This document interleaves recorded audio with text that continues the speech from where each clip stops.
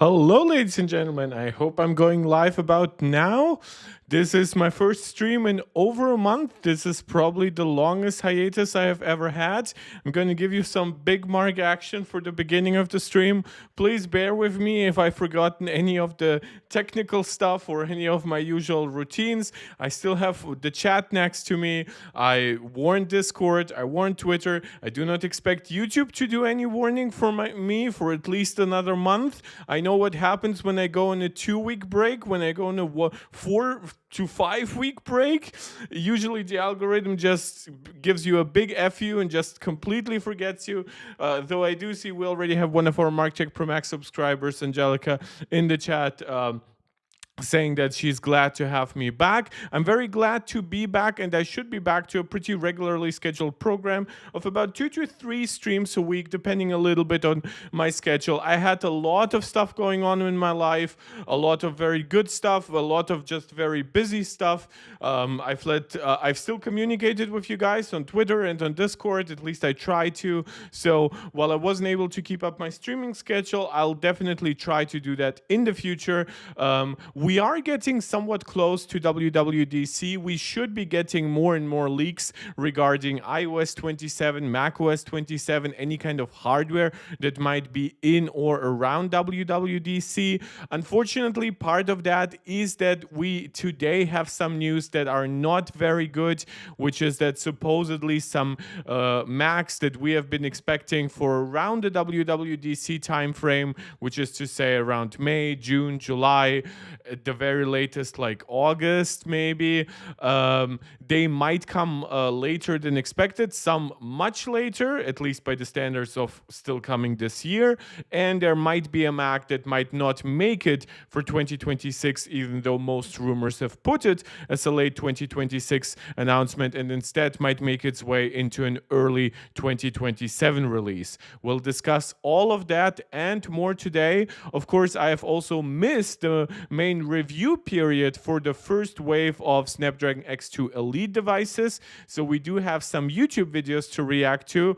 And of course, the Notebookcheck reviews. You guys know they are kind of like my go-to written review website when it comes to processor benchmarks, in-depth laptop reviews. And forgive me if I'm sweating a lot. Today it's extremely humid. We just had the strongest rain I've seen in quite a while when I was coming back from the gym. So yeah, it's definitely an interesting atmosphere to be doing a stream today again, and I hope all of you can join.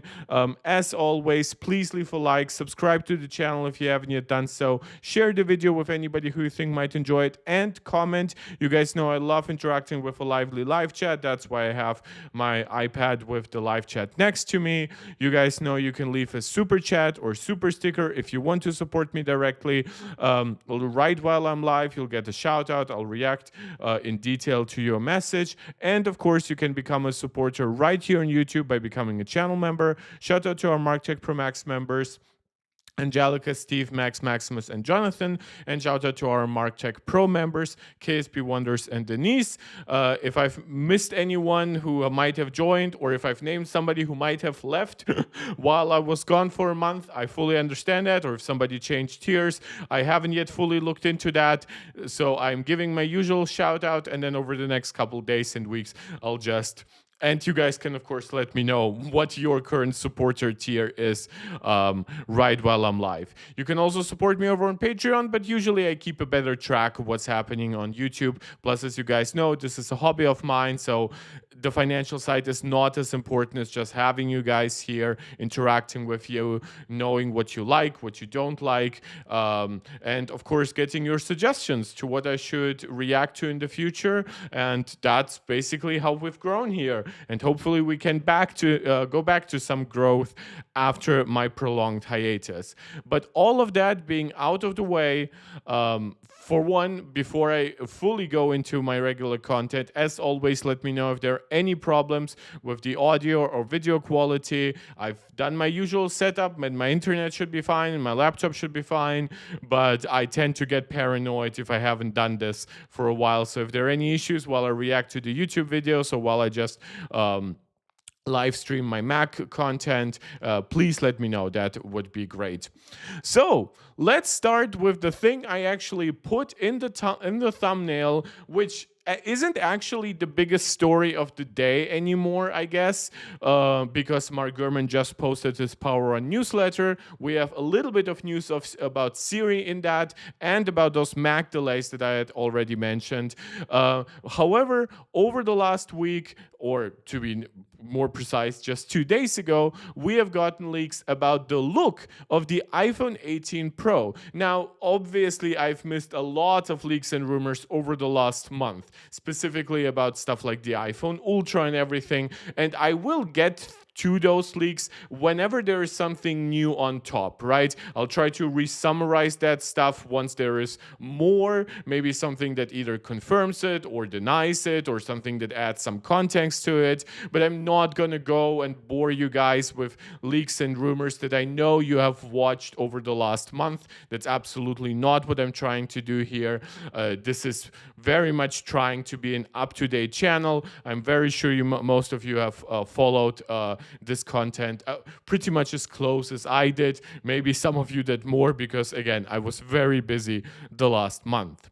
So this story is actually being or was broken by Macworld. So we don't always have like leaks and rumors that come directly from the websites that cover it, like 9to5Mac, Mac Rumors, Macworld, Apple Insider, right?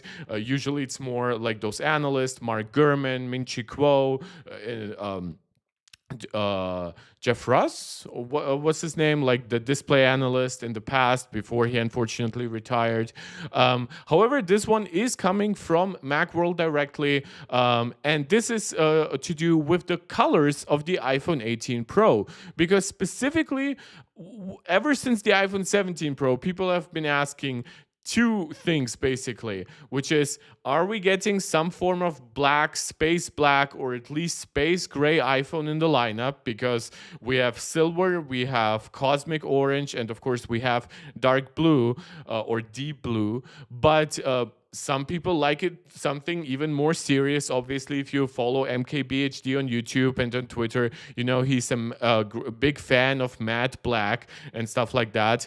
Well, that was one question. And of course, would the colors, now that we have an aluminum iPhone, if you look at, for example, aluminum iPads, there's quite a lot of color choice. But there's a big difference between Pro iPads and Pro MacBooks and their cheaper devices.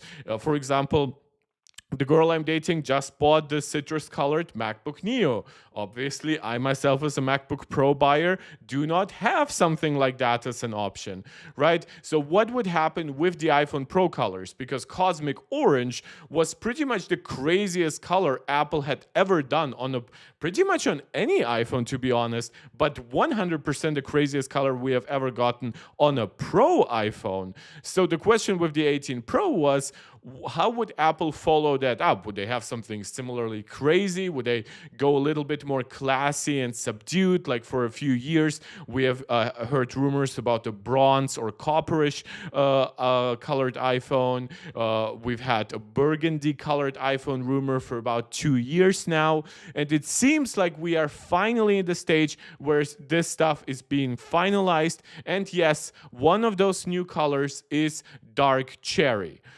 Basically a kind of like wine-colored iPhone, and with it, that's supposed to be the new cosmic orange, and the blue is also getting a direct successor. However, this blue is coming in a much, much lighter tone than the current deep blue of the iPhone 17 Pro. It's the iPhone that I have, and I've seen people absolutely lose their mind about this color. And to be honest, this is my favorite color for an iPhone, while dark blue is my favorite color overall. And for example, I absolutely adore the dark blue that Samsung has on their basically on their Galaxy S26 and Galaxy Fold 7 generation, right?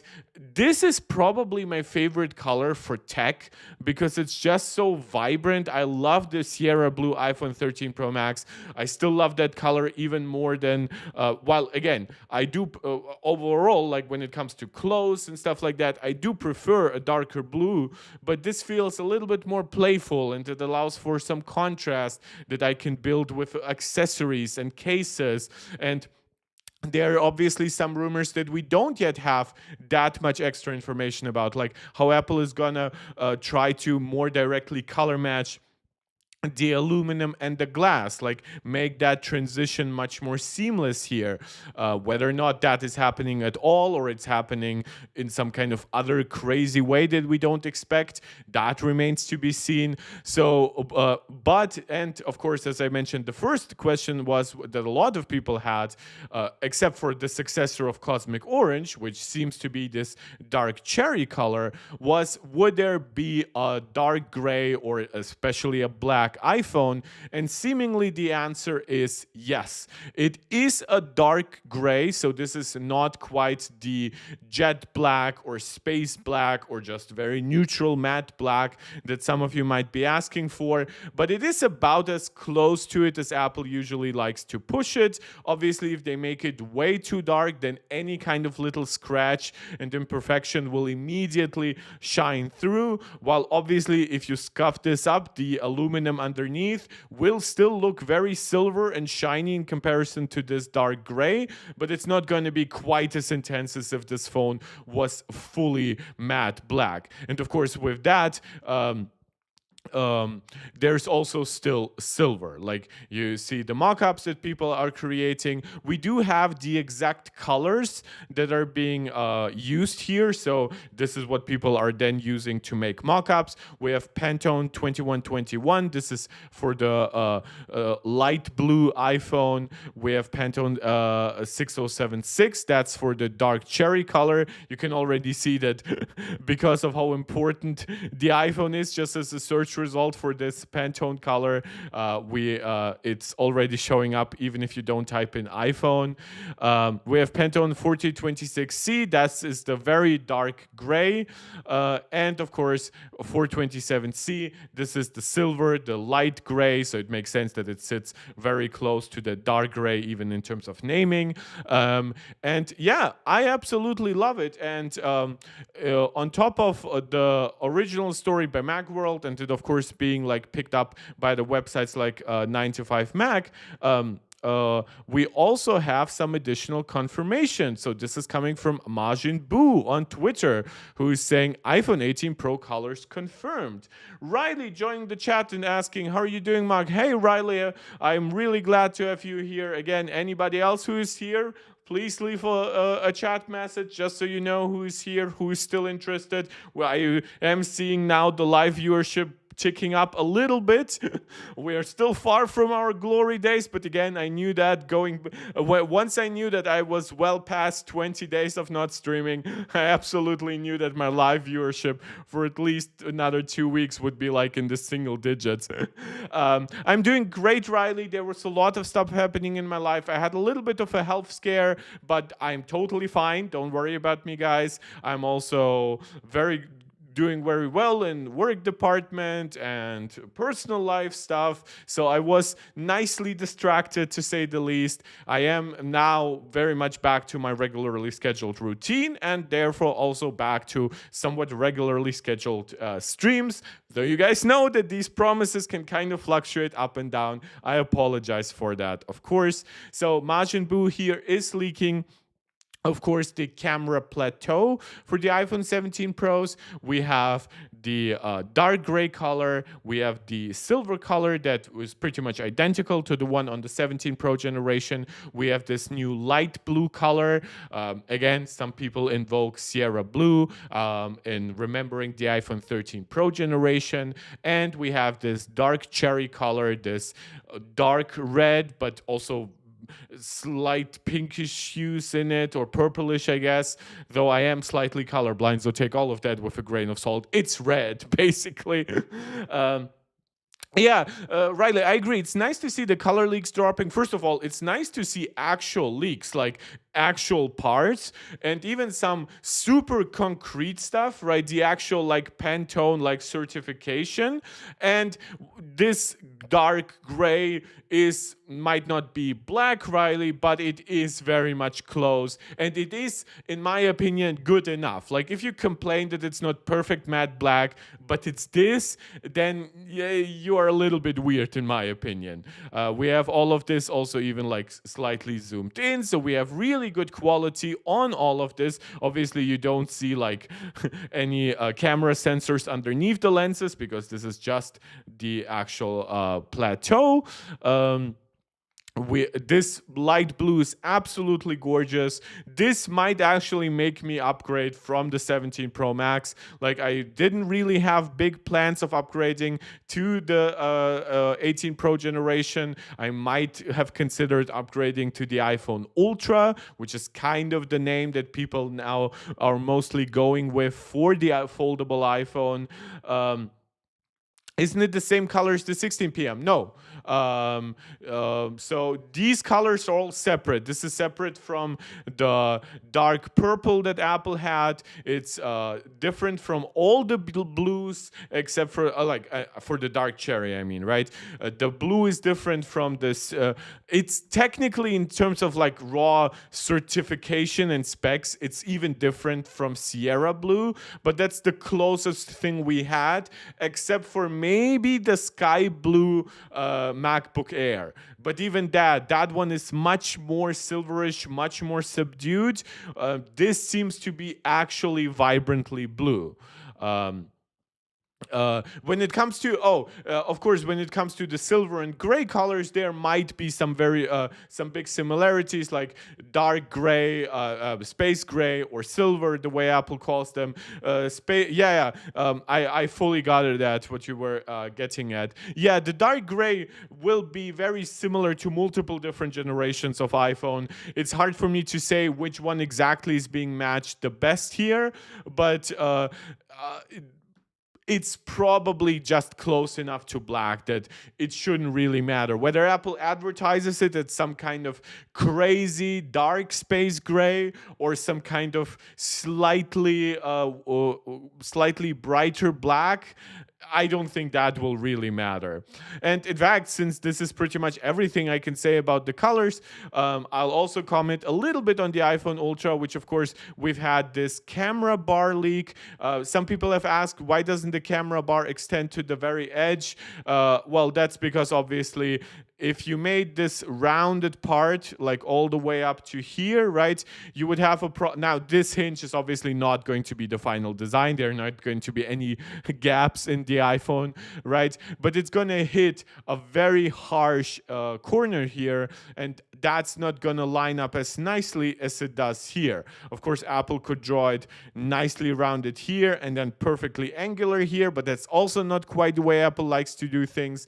I've also seen some people discuss whether or not this is going to have MagSafe, because the prototypes we had, well, it's not prototypes, it's dummy models, right? They don't have the MagSafe indentation, but I don't think that those dummies necessarily need, like, just because they have that indentation for the iPhone 18 Pro mockups, well, that's because we know that Apple isn't going to get rid of MagSafe. They just don't have the data to say whether or not it's going to be missing. Now, again, if something comes up and if a big leaker comes out and says, oh, I know that the iPhone Ultra is not going to have MagSafe, or they're going to come out and say it is going to have MagSafe, I will, of course, comment on that. I'm just going to say, don't try to overgeneralize, or try to overanalyze a dummy into the real world, because a dummy is an abstraction of something, and then trying to get details out of an abstraction that might have not even had all the data, there's just mistakes upon mistakes, right? The error rate is just going to be crazy. So this is an overall nice looking design, though there is nothing crazy overall about it. Obviously, when unfolded, This is with the front display, but you can guess that the inner display is just all that entire width. It's basically like a 4:3 aspect ratio iPad screen. So hopefully, if Apple adopts a resolution similar to like the 11-inch iPad Pro, it would be quite nicely high resolution. Or even just the iPad mini, then I guess it would still be like around 360-ish, 380-ish PPI, given that the iPad mini is 326 PPI and the screen is slightly smaller. So if they had the same resolution, that would be a higher pixel density. Obviously, OLED needs higher pixel density than LCD displays because the OLED that Apple uses on iPhones uses Samsung's Pentile matrix. And speaking of Samsung supplying OLED displays here, apparently Samsung has gotten a multi-year exclusivity deal on the iPhone Fold's display because Apple couldn't get any competitor to sign up. So Samsung was in a stronger position in negotiating with Apple. Obviously, we've talked about Apple negotiating about stuff like RAM with Samsung. We're going to get to some RAM and storage related issues later down the line as well, unfortunately. But yeah, seemingly Samsung is in a strong position because they're the only ones designing these kinds of foldable screens at the quality level that Apple is happy with the kind of technology that is needed to reduce the crease, with the kind of ultra thin glass that's needed to actually protect the screen nicely. Apple has a lot of customization on top of Samsung stuff, so this is going to be vastly different from like the Z Fold 7 and the upcoming Z Fold 8, but it is similar to how the iPhone uses like M14 display materials now for the second generation, ever since the iPhone 16 Pro. Well, actually, even Samsung has not fully transitioned all of their devices to M14. So sometimes Apple gets the latest Samsung tech before even Samsung's phones, and very often Apple customizes then tech then with their own and then gives it features or quality of life stuff that simply cannot be matched by Samsung one-to-one, because while it might be something that's produced by Samsung, it's then something that's augmented by Apple, whether it's in hardware or something like a display controller or in software. So don't believe that just because this is a Samsung provided panel, it is going to be the same as whatever is on an equivalent Samsung device. But overall, it looks nice. This aspect ratio does lead me to believe that it's going to be quite a nice device for content consumption. I am a little bit apprehensive of what the relatively small screen means for the kind of everyday usability that we kind of associate with slab phones. But at the same time, I'm really happy that it's just not a one-to-one like aspect ratio copy of what we have from Samsung or Xiaomi and all these companies. We have had wide folds before, but they've all kind of gone to the wayside. We now have, I believe, one from Oppo. No, we have one from Huawei that's basically like a shot to say, oh, we were there first. But nobody cares. I'm pretty much convinced that this iPhone Fold, the iPhone Ultra, that's most likely going to be its name, is probably going to outsell every other foldable combined in its first year, probably getting like around 50% market share. That's it. That is to say, only if Apple actually commits to a production number that's high enough. There has been one rumor that Apple only plans to make 3 million of those, which sounds way too low. There have been some numbers that say Apple might expect those numbers to move up to around 15 million over time, but they're very apprehensive of overproducing it and getting stuck with too large of an inventory, or potentially having to drop prices. Basically, some of the stuff that you kind of expect with the Apple Vision Pro, which, while it's not a failure like some people claim, it's definitely not one of Apple's smash success successes like the iPhone, the iPad, the Apple Watch, AirPods, right? So Apple is a little bit more apprehensive. Don't forget, the iPhone Ultra is also being launched in amongst a major internal transition. While it has not been announced yet, it's very likely that over the next maybe 3 years, Tim Cook is gonna either retire or at least announce his retirement.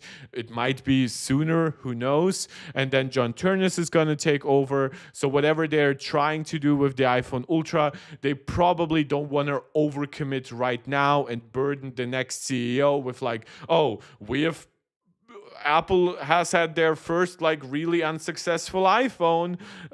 How do you excuse yourself, John Turnus? And he would be like, well, it was kind of produced not really under me, and I didn't decide the production numbers. So there's probably some apprehensiveness that comes alongside with that. But overall, I'm pretty excited. I hope, for the most part, my biggest hope is that Apple really gets the software right, because obviously I like the iPhone software, but I absolutely adore the iPad software because of proper multitasking on a larger screen. I know people complain about stuff like Stage Manager not being as fully featured as what you get on macOS. Apple has definitely improved upon a lot of that with iPadOS 26. We'll have to say how it keeps developing. Obviously, some people have said iOS 27, iPadOS 27, macOS 27 are going to be relatively small releases, especially in comparison to the redesign that we just got last year. But given the fact that we have an iPhone Ultra to support with foldable stuff, we do have all those Siri changes that's coming up. I actually don't think that the vast majority of people are going to look at iOS 27, macOS 27 and consider, oh, these are small updates, right? But again, who knows? All I can do is like make speculations. Unfortunately, I do not have direct sources like some people like Mark Gurman. And with this amazing transition, let me show you the latest Power On newsletter, which actually just launched a little while before I went live. And I had kind of forgotten that it's releasing on Sunday. So this was actually a very lucky thing for me that I'm going live right after the Power On newsletter drops. And let's just get through it together. Apple's WWDC 2026 teaser provides a glimpse of the revamped Siri interface coming in iOS 27.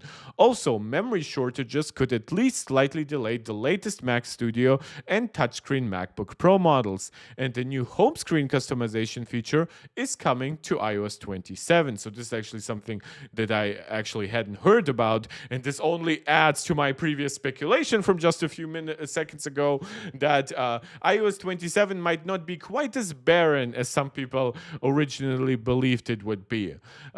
The Apple AI glasses will rival Meta's. Again, I promised you guys I would not bore you too much with previous rumors. Basically, Mark Gurman predicted that Apple might have different design, or he leaked that Apple's smart glasses would have different design options from round, oval to more rectangular to create a more iconic look. There are also rumors that it would have like a specially designed oval camera, so it better integrates into the overall shape of the frame.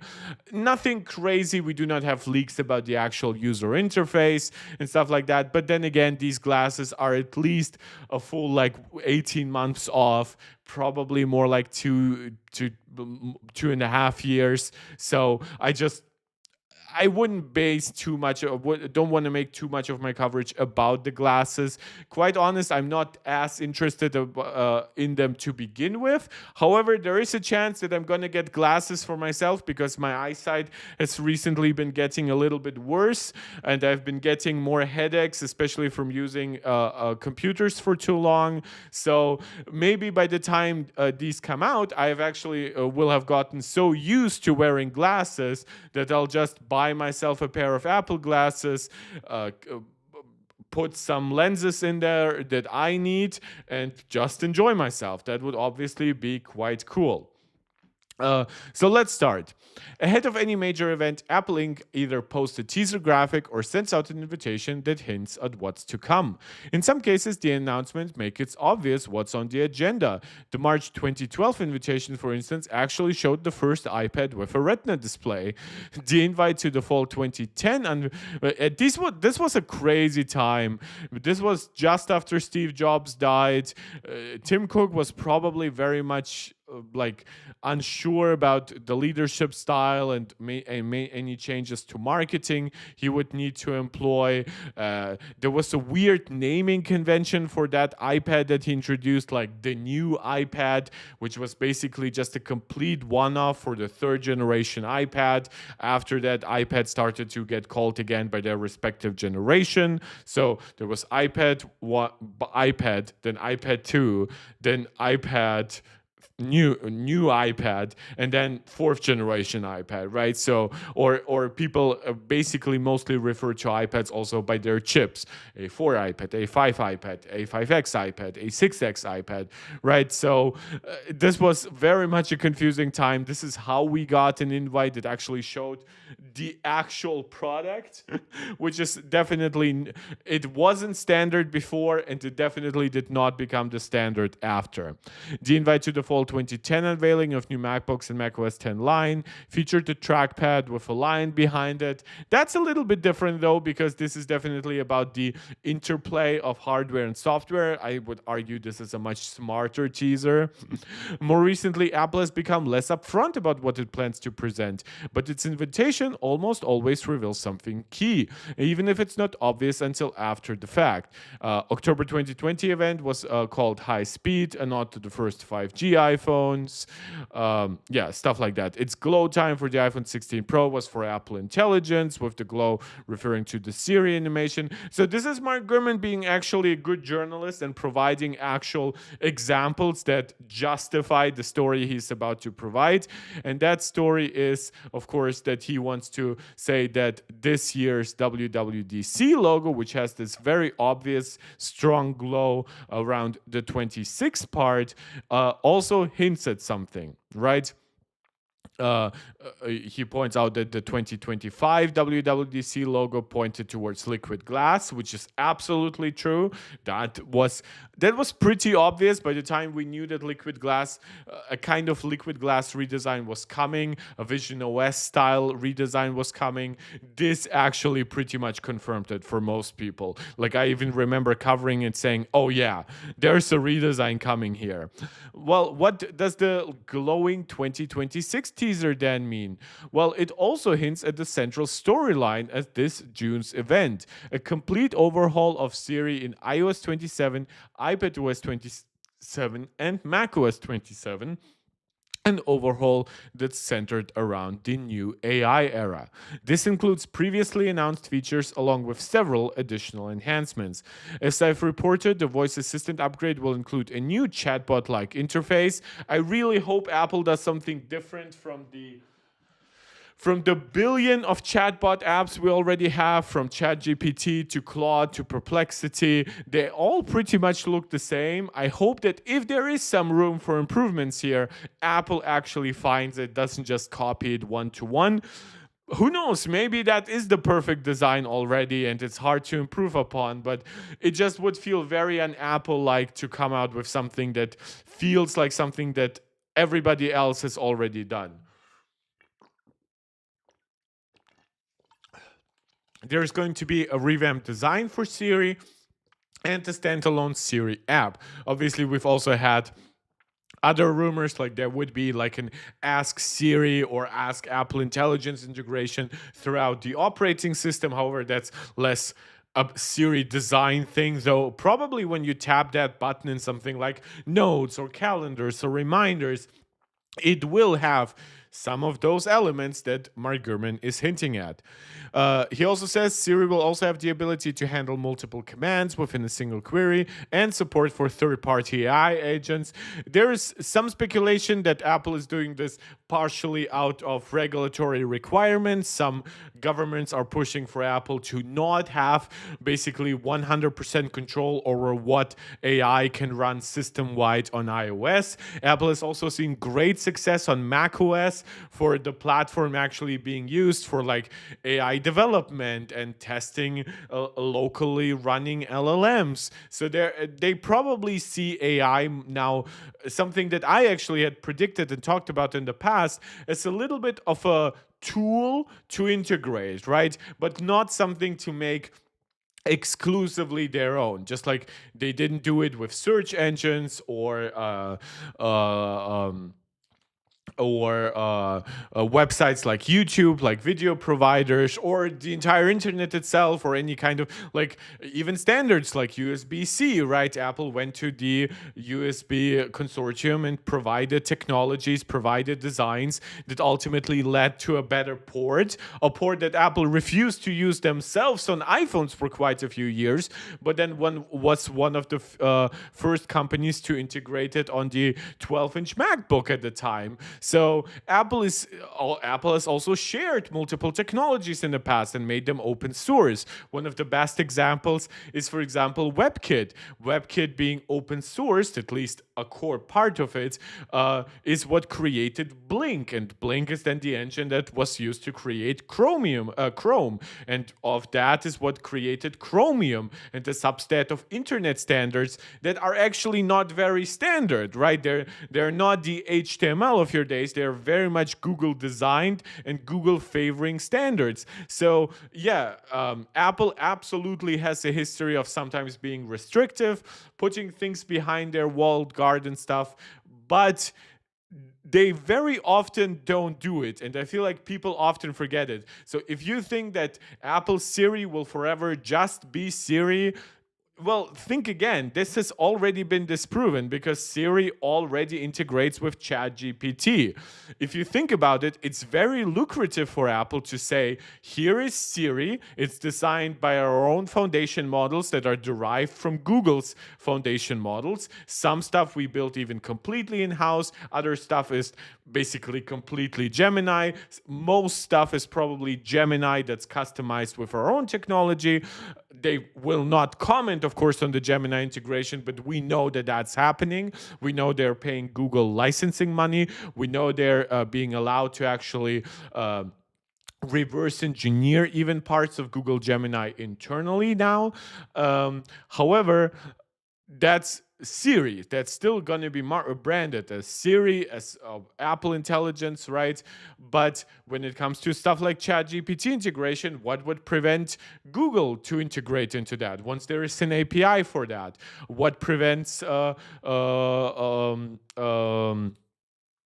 Anthropic to integrate Claude into that, or maybe even another third party that already aggregates other AIs, stuff like Perplexity, right? And of course, for Apple, it's very lucrative because whoever gets the top spot, similar to how their deal with Google on search engines, most likely will pay money for Apple for that integration, right?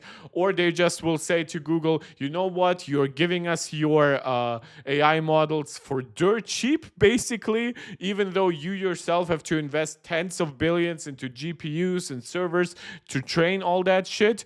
Well, how about you get the first spot as the default Siri integrated AI, similar to how we already have our search engine deal, right? And basically the money flows now into both directions. We benefit each other. You finally get to overcome the first comer advantage that OpenAI and Anthropic have, gain a lot of market share here, and I think that's going to work out quite well. Moreover, it will finally be able to use your personal data and on-screen content to fulfill queries. Again, this is something that has been predicted for iOS 26.4. Obviously, iOS 26.4 is already out. We are now in the beta testing period for iOS 26.5. Thus far, there have been no announcements for 26.5 about it integrating on-screen awareness and personal context, but we'll have to see. Maybe iOS 26.6 or something like that, or it all just gets delayed. Very clearly, the data shows that Apple has absolutely no problem selling the iPhone 17 generation without these new AI features. So they might actually want to delay it, because if the iPhone 18 Pro is not as big of an upgrade as like the 17 Pro, but it actually comes with one of the biggest software changes in recent iOS history, it could attract quite a big amount of people. Siri's new look is what Apple is highlighting in its teaser. The design currently being tested within the companies includes a Siri interface that sits within the dynamic island, which is interesting because Apple pretty recently launched an iPhone without a dynamic island, and obviously MacBooks are only getting dynamic islands maybe in early 2027, so they will still have to have some kind of alternative for the dynamic island integration. When Siri is triggered, the island expands with a prompt that reads search or ask, accompanied by a glowing cursor. It looks similar to how the 26 is highlighted in the conference's logo. So I assume that since a lot of dynamic island stuff is just pitch black, and then you're just going to have the white text inside, and then a glow probably around the entire pill or something like that. Obviously, we already have the rainbow effect for the Siri redesign. So I guess this goes a step further and just makes it very vibrant and less rainbowish and rather more whitish. Interesting, not necessarily something I care about.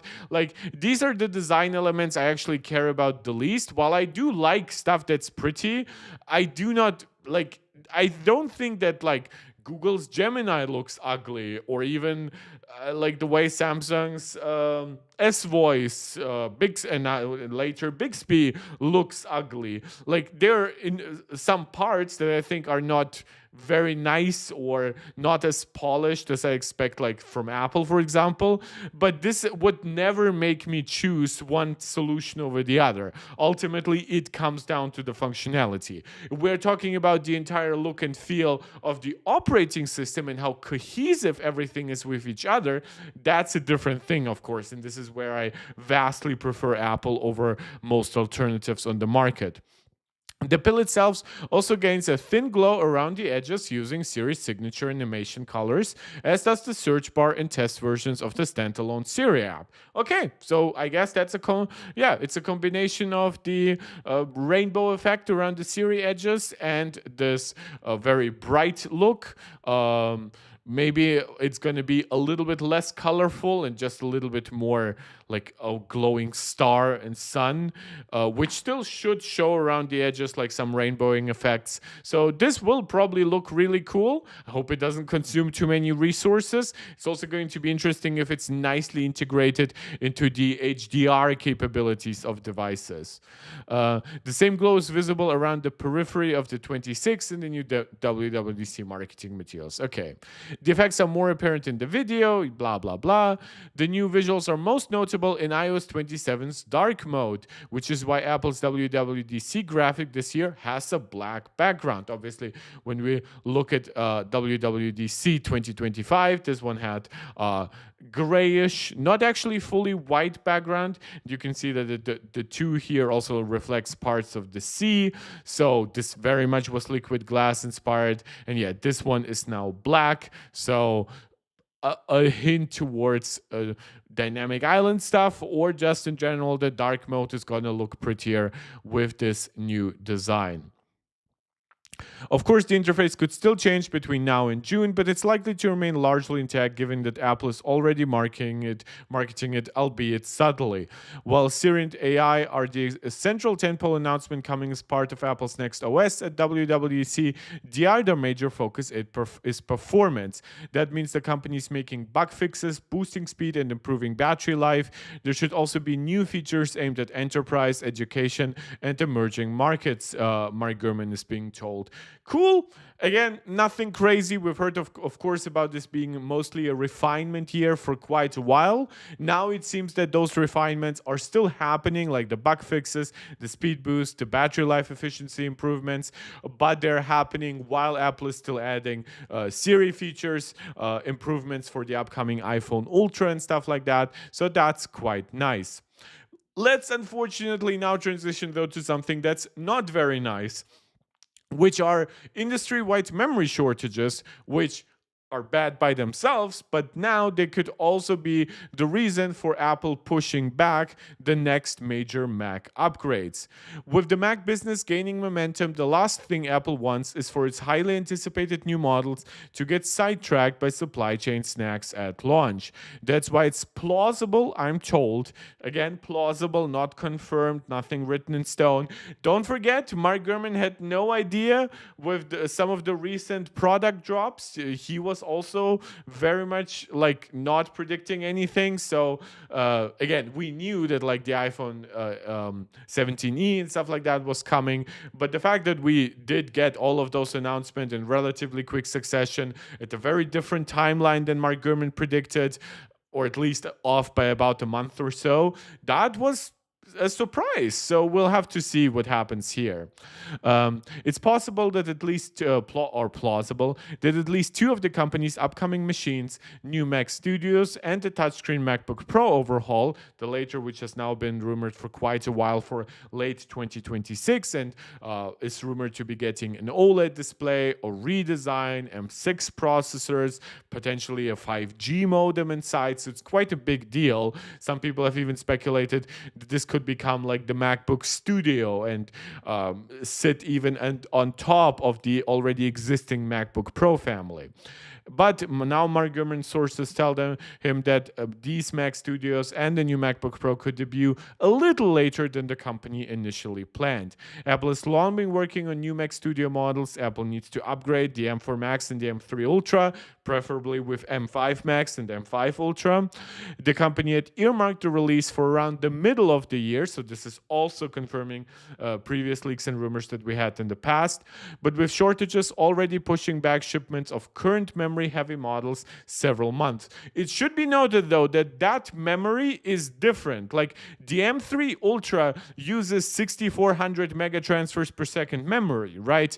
The M4 Max uses 8533 memory. The M5 generation, we already know from the MacBook Pros, uses 9600 megatransfers per second memory.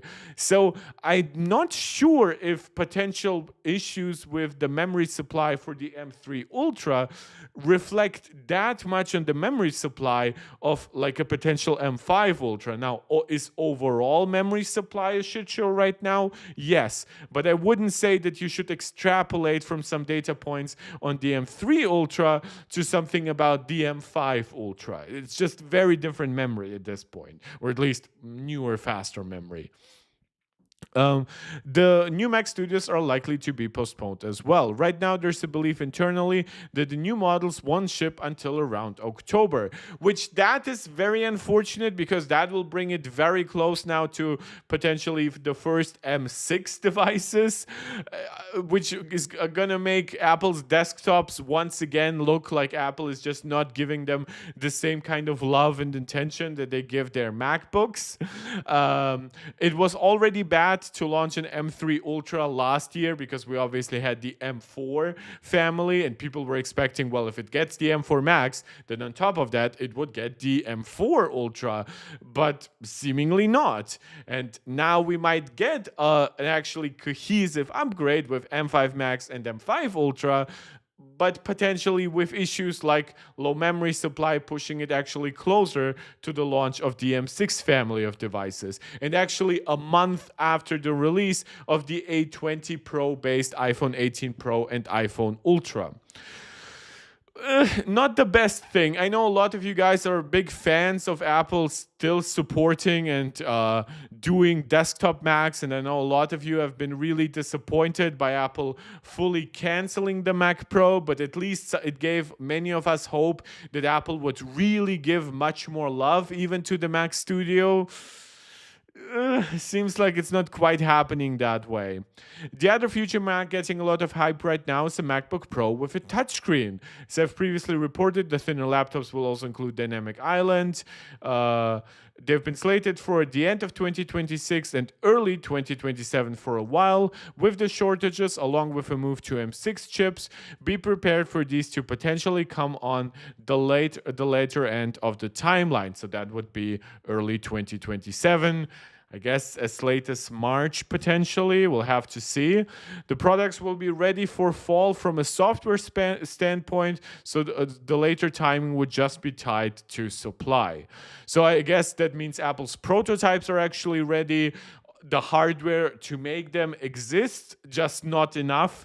And Apple is not going to do like an NVIDIA style paper launch where they sell a couple thousand units and then call it a day, and then we'll have to wait weeks and months until new supply arrives.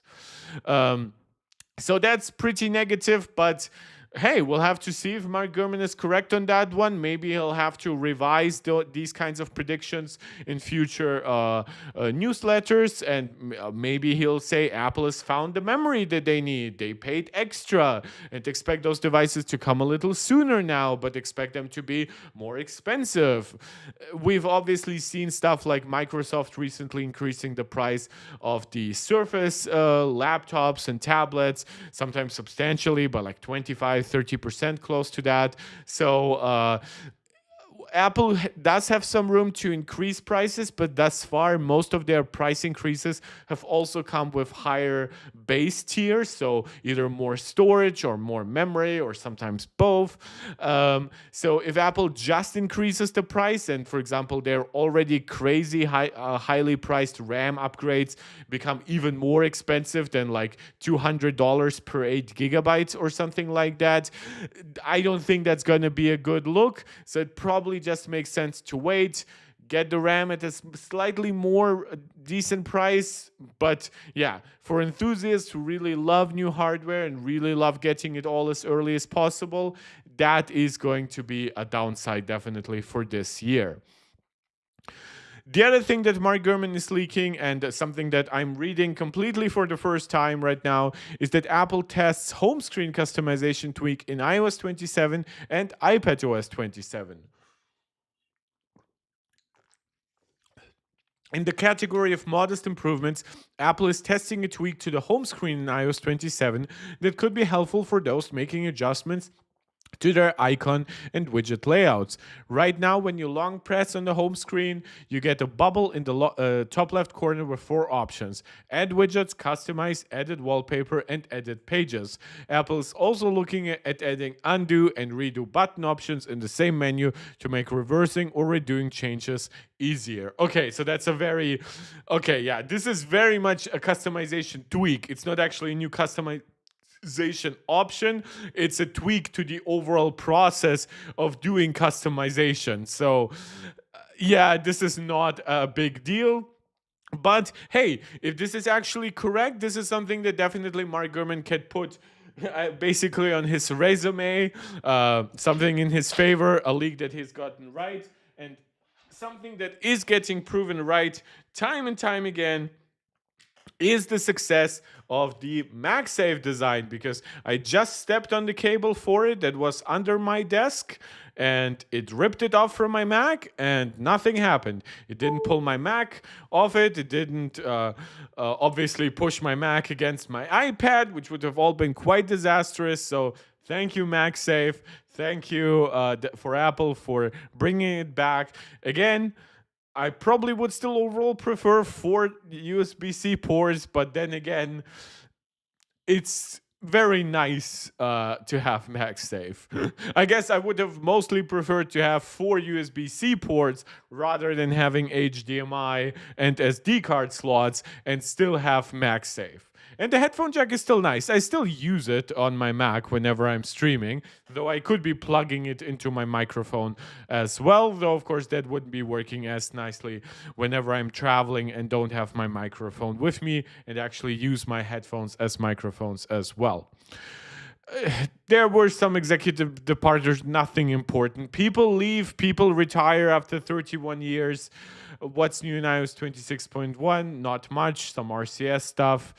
Um, will Apple close its unionized retail store? Yeah, none of that is important stuff. Apple has a union store that they're closing. People are entitled by their union contract to be getting rehired. If Apple opens up a store close by in the next 18 months, or they're entitled to basically a compensation package, which is probably going to be the realistic outcome. I don't know why people pretend like the fact that the store is unionized makes it much less likely to get closed, because that store was in a failing mall at this point with like 40 to 60% drops in attendance. Of course, at some point a store like that might be closed. So this is not even capitalism. This is just the nature of common sense. A union is not above the actual incentive structure of running a successful business. Apple is not a charity. They're not going to be running a store that doesn't make them money.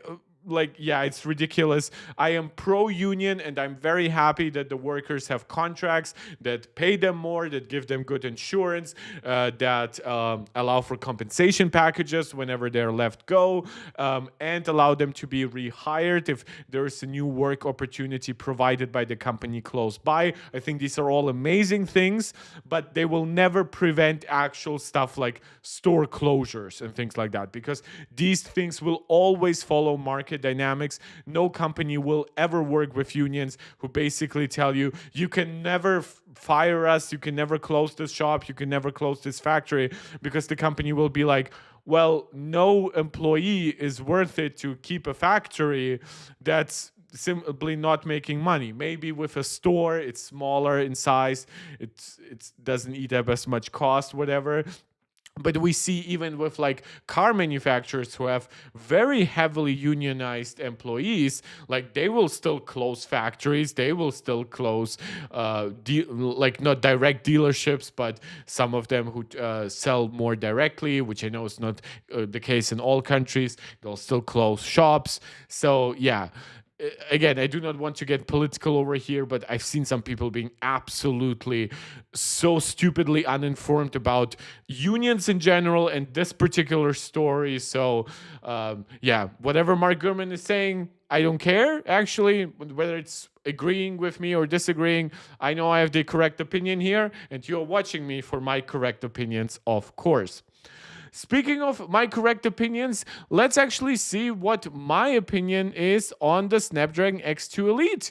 And I actually think it's a good chip. I think it has good single core performance, though it doesn't come close to the efficiency of the M5 to get like 92% close to it in terms of single core performance. Its multi-core performance should never be compared to the base M5.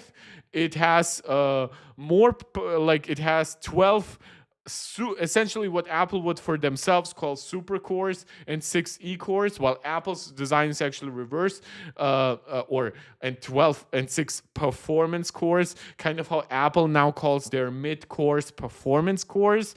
It's all really confusing in branding, unfortunately, and it's a little bit of a shame that Apple went along with that kind of change as well. But the X2 Elite overall is pretty good. Would I actually recommend devices with it on Windows? Not really, because I think Panther Lake is probably better for the vast majority of Windows users, because it's an x86 chip. It's not going to have compatibility issues.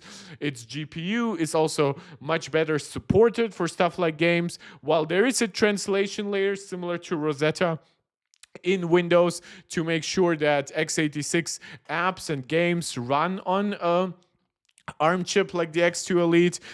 I just like, and the X2 Elite is much more powerful than Panther Lake in many ways, but then it will also probably cost more in many ways.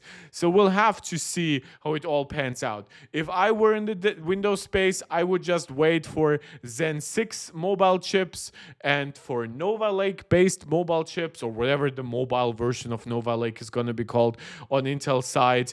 And then if you can wait maybe a little bit longer for something like 2028, 2029, then you're actually going to get Intel chips that have NVIDIA GPUs on top of them, and they should be based on like close to like 1 nanometer designs by Intel, like A14P or even something newer than that, like depending on when those chips exactly are coming out. So again, X2 Elite Extreme, a good chip, slightly unbalanced. I think it prioritized the CPU too much and made the GPU fall short. The GPU basically matches high-end Panther Lake and Apple's M5, while the devices that are using it are kind of more cost competitive with Apple's M5 Pro, and obviously which has way more GPU power. So it's a little bit unbalanced, but that's a nice complaint to have in comparison to previous generations where the GPU was actually complete garbage. So I have some videos downloaded. This is the Hardware Canucks review for the was it an ASUS? Yeah, the ZenBook, the latest ZenBook A. With the X2 Elite Extreme, this here, of course, is also MaxTag doing it. They also have a video where they compare M5 Pro versus Panther Lake. So this actually allows us to create a little bit of an indirect comparison also between the X2 Elite and the and Panther Lake chips through Apple as kind of intermediary. So that was quite cool. Thank you to all those channels for putting out the good work. I do have my problems with some of it, which is I don't actually think that some of these reviews are as in-depth as I believe they should be. And once again, we have had this chip being now announced for half a year or so, and we have now one laptop with it. It's like, I hate the way Qualcomm handles their X Elite launches. They are very much feel like they're trying to make sure that the first benchmarks they provide, they have to compete with Apple's, at that point, last generation, right? They even made some comparisons with the M2 Max and stuff like that. So, and obviously they tried to pivot the X2 Elite versus the M4 generation. But now that it's out, the M5 has been out for half a year. The M5 Pro and the M5 Max have now been out for a month. So, over a month, actually. I was doing my coverage on them before my hiatus, and my hiatus was over a month long. So, while I am babbling a little bit, it is actually important to consider that my problems with Qualcomm is not that they don't make good chips. I think they often do. I think their marketing can be misleading. I think the way that their integration with YouTuber has happened is kind of scummy. It feels very much like pay for play a little bit. But thankfully, the reviews themselves have been quite direct and have been critical where it's needed. So these two reviewers, I pretty much trust in that regard. Not that they're perfect, but nobody's perfect. By that standard, I wouldn't be reacting to any videos, or I would only be reacting in a highly critical way. But all of that being said, let's actually start with the MaxTag video. I'm not sure if I can do all 3 videos today, or maybe I'll do both MaxTag videos. Who knows? Maybe if I get tired after one, I'll just push that into Tuesday, because I do plan to make a video on Tuesday, because afterwards I'm going to visit my family, and after that I hope to be back next Sunday. So next week expect 2 streams, and the week after that, expect 3 streams. So that is probably my go-to promise right now. I hope to be able to actually provide this. Pro versus As always, please, guys, let me know if the audio and video is working for you, if nothing is too loud, or if I am too loud versus their audio, or they're too loud and you cannot hear me. It's sometimes hard to get that balance right. If there are any problems with the video stream, you guys know I can get a little bit paranoid about it. Thank you for your understanding. Without further ado, let's see what MaxTag has to say about the M5 Pro versus the X2 Elite Extreme. Their titles never make sense, by the way, saying, hey, Apple, wake up. I can already obviously spoil you a little bit. The M5 Pro wins basically universally here. So Apple has nothing to wake up about. I guess this device is cheaper, but it also very much needs to be. And again, just with the MacBook Neo right now, I've seen how people react to the Neo. I've never seen the Apple Store have 2 tables with the same MacBook right at front, right? Usually, Apple will have newer devices there, a new iPad, a new MacBook, but it will be, especially when many devices have been announced, they will have multiple devices like a MacBook Air and a MacBook Pro, right? And obviously all the different colors. Now the first 4 tables that you get when you get to the Berlin Apple Store in Kurfürstendamm is basically to the right. You get 2 iPhone tables because iPhones always sell. That's important. But the 2 tables next to them are entirely reserved for MacBook Neos, and basically both tables are 2-parters. So you get all 4 colors. The citrus, the blush, the silver, and the indigo. And so many people are walking up right to it. Again, this is where I helped the girl I'm dating buy her MacBook Neo. So yeah, this is absolutely crazy. I've never seen a response to a MacBook like that ever since the M1 MacBook Air. And even then, the MacBook Air suffered a little bit from, oh, it looks just like the old design. This one is not suffering from any of this. Like the fact that it's here, it's €700 base price. And actually, usually Apple charges you more than you would expect for the storage and RAM upgrades. So if it's something is $200 as an upgrade, Apple will charge you 240 or 250 euro. So it's very much in line with their 1-to-1 euro to dollar plus 19% value added tax. But when it comes to the MacBook Neo, not only is $700 a little bit less than the 19% than you would expect going from 700 euros from $600, but the upgrade is actually exactly 100 euros, just as it is $100. Now, that should always be the case, and the storage Apple is using in the MacBook Neo is pretty much dirt cheap for Apple to acquire, so I'm glad that they're not charging that much. But man, that is such a big contrast to paying 250 euros to go from, or 220 or 240, whatever Apple sometimes adjusted, to go from a 256 gigabyte iPhone to a 512 gigabyte iPhone, and paying $100 more to go from a 256 gigabyte MacBook Neo to a 512 gigabyte MacBook Neo. So yeah, we bought the 512 gigabyte version. We have Rosa joined the chat saying thanks that I've invited you guys to the stream. Thank you so much for joining. M5 Pro versus Snapdragon X2 Elite Extreme. Let's see what Qualcomm has been cooking. This chip just came I don't out. like the design of this. It looks clean, but this like plastic border, and like the MacBook Pro also uses like a little bit of plastic right around the edges. But like, why make it look like this? I don't understand it. Couldn't you really blend this a little bit better? But then I've seen some god freaking ugly Windows laptops. Well, I went to the store recently, so I guess that's one of the better ones. It's just a shame because we do have devices that clearly show it's possible. Like, I would argue the Microsoft Surface devices look quite neat. I would argue they had really big bezels for quite a while. Now they're quite up to date.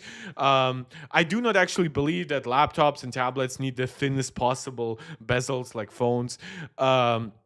And so Surface devices, and of course the Dell XPS lineup also looks quite nice. Out. And from the looks of it, it is the fastest Windows laptop chip you can get right now in terms of the CPU. Correct. Now we're comparing it to the M5, not the M5 Max, because that is way out of its price range. But it's probably closer in power consumption, which is a little bit nuts. This machine right here is $2,200 compared to $2,000 on this new ZenBook A16. It should also be noted, though, that this A16 is similar to my criticism of the X2 Elite Extreme overall. It's not a very balanced product. There is an A14 that I think is a much better deal because both the A14 and the A16 have the same 70 watt-hour battery. So it's slightly smaller than like the 72 watt-hours in the 14-inch MacBook Pro. That's perfectly fine for the 14-inch ZenBook, but then the 16-inch ZenBook now has to compete against the 15-inch MacBook Air, which is way cheaper, which has like over 65 watt-hours or something like that, with a way more efficient, smaller chip and stuff like that. But then it has to compete on the absolute other end with the 16-inch MacBook Pro, which has a 99.99 watt-hour battery, basically the exact 100 watt-hour limit that you can take on the plane with you. So again, good products at their core, but always some lack of balance in them. Yes, it is a 16-inch. I would have compared the 16-inch MacBook Pro, but that one is more expensive. It's $2,700, so I decided to keep it as close in terms of price as possible. And yes, we're doing a battery life comparison. They're both charged up to 100%. I'm gonna unplug them right now. Yes, this does have a disadvantage because it has a bigger backlight with the bigger display, but the battery size is actually bigger on the M5 Pro, so this should have it should be said on the 14-inch. And before somebody tells me, well, the MacBook is thicker or heavier, guys, that's not how you use your laptops. I've seen very compact women being like very happy with like the MacBook Neo, which is 2.7 pounds. Believe me, if you're buying in that price range and you're an enthusiast, you can deal with a 3.5-inch 14-inch laptop. Don't come at me like... in fact, one of my criticism towards the upcoming redesign for the OLED touchscreen MacBook, it's thinner, which I don't get. Like, none of that thickness level will ever prevent me from putting it in a bag or something like that. But the worst thing that I think can happen if it's lighter, for example, by making the battery smaller, saying, oh, we're using much more efficient components, 2 nanometer versus N3P, OLED versus mini LED, N2 modem, potentially much more efficient, stuff like that, right? But to me, I would much more prefer greater battery life on the same battery, or hell, even a larger battery on the 14-inch if we can get like a silicon carbon higher density battery. And I would prefer much better cooling. A vapor chamber, yes, you could technically make a cooling design in the MacBook Pro that's lighter and better than this, but I would just I would prefer much better cooling and the same weight. I don't think that the current weight has any downsides. In fact, I would take a 16-inch MacBook Pro that's just a full 5 pounds, right? Like, it's currently like 4.5, 4.6. I'm perfectly fine with it being like just around 5 pounds. Advantage. And if you want to see all the details about the design and all the other features, definitely check out our full review that we already posted. But for this video, let's jump right into performance. First things first is the SSD speed. I have it running right here. We have 2 times faster read speed and 2.3 times faster. Yeah, so Apple is basically using kind of like a PCIe 5x4 equivalent. This is the speed that Apple uses on the M5 devices. That includes the MacBook Air and the cheaper MacBook Pro. It's a little bit of a shame that this device doesn't have it, because it definitely does have the internal bandwidth to support SSD drives like this. We have seen some premium Intel and AMD laptops adopt this kind of storage. Yeah, a little bit of a shame, but also a little bit understandable, and especially understandable given that for most people, you probably are never be bottlenecked, even if your storage was half of this. The only real difference is if you're working with really excessively large files. That's stuff like video editing and things like that. But even then, the actual export process is usually a much smaller part of the process than the actual processing. The big difference is for stuff like loading your large LLMs into memory. So imagine you have like a 100 gigabyte model on your storage. Obviously, it will now take half the time to load it into memory on the MacBook Pro versus this one. Write speed than this ZenBook. And jumping right into CPU performance with Geekbench 6, this version of the M5 Pro is the bin down 15 core version, which means it has 5 super cores instead of the full 6 on the higher end model. It also has 10 P cores rather than 12. Actually the same as the M5 Max.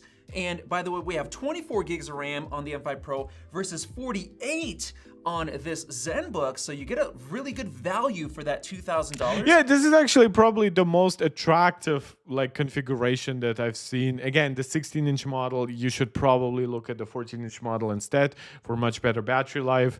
But yeah, overall, I think it's quite cool. And this is exactly where, in my opinion, Windows laptops should be competing, right?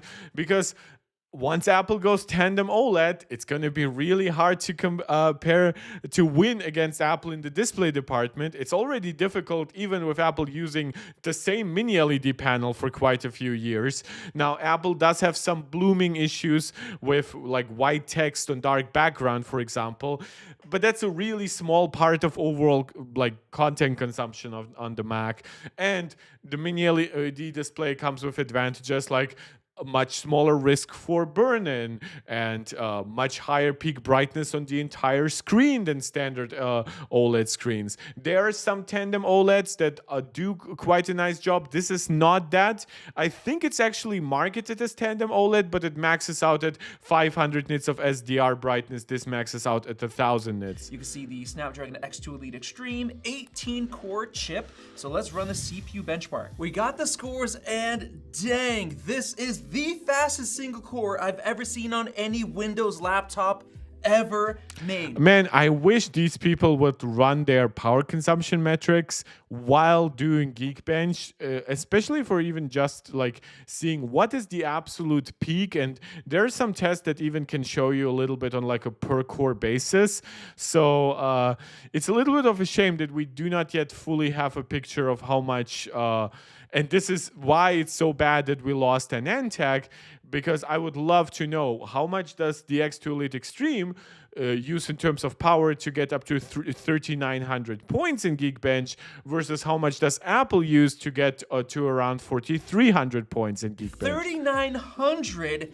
That is just insane. I mean, that destroys Panther Lake, but the M5 Pro is still 9.7% faster in terms of single core. It's the best of the best. And then in terms of multi-core, this score right here, 22,800, is insane. That's probably the fastest laptop CPU for multi-core.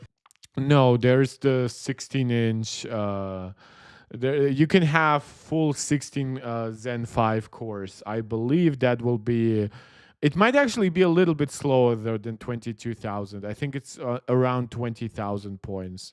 Faster than the best Intel chips. That's just crazy, destroying Panther Lake, but still the 15-core bin. Guys, have we thus far gotten to anything that would force Apple to wake up? Because it still feels like Apple is winning. M5 Pro is still faster. It's about 17% faster than what we got in the Snapdragon X2 Elite Extreme. Now, I did run this earlier on the charger plugged in. It actually hit over 4,000 single core and just a little bit faster in multi-core. Not that much of a difference, which is a very good thing. This gets us a performance on battery. I mean, you can't do that with any other X. Well, Panther Lake actually gives you pretty much identical performance. It just, you probably wouldn't want to run either one on Windows in maximum performance mode. You probably would want like a balanced profile that drops performance by about 10-ish%, but gives you like 25% less power consumption in the process. 86 chip. Now, single core is very important for things like web browsing and just common web-based apps. That's gonna determine how snappy it is. So this is speedometer. Wait, what browsers? He's using Edge here, which he should be using Chrome in my opinion. 3.1, which will show you how He quick should the also web probably be using Chrome on both of them, to be browsing honest. speed is. And dang, Chrome right now is a little bit faster than Safari on the Mac as well. Yeah, this is Safari. So this is not a one-to-one test. Again, the Mac wins, but I would actually love to see the absolute peak that's possible. This should probably get you like 60 points in Chrome then. 39.1, that is the fastest score I've ever gotten on a Windows laptop ever. That means it's gonna be super snappy, but You can see that the gap is not as big with Panther Lake as it was with in Geekbench, right? Where it was like literally like a third faster. This is under 25% faster. It's around 20% faster to be exact. So yeah. And again, Apple wins, so tell me again why Apple should be waking up. M5 Pro is still about 17.5% faster in this test. Now, single core also matters for things like web design and Figma. This is a project provided to us by 500 Designs, one of the best marketing and design agencies in the US. So let's export 12 of these high quality layers. There you go, they're done. The M5 Pro finished in 1 minute and 21 seconds compared to 1 minute and 39 on the X2 Elite Extreme. So that's about 18 seconds faster on the M5 Pro. And now let's get into AI performance. And this task is so basic and it's so not like hugely hardware accelerated in a way. It's not really benefiting from faster storage or anything like that on top of that. So yeah, this test is also way too light. They should really just like double the workload and see how that scales on top of that. But it's similar to how they test how many tracks you can run inside Logic, right? It's not really the point about like, oh, can you run 360 tracks inside Logic? Because who does that?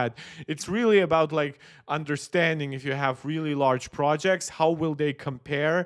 And yeah.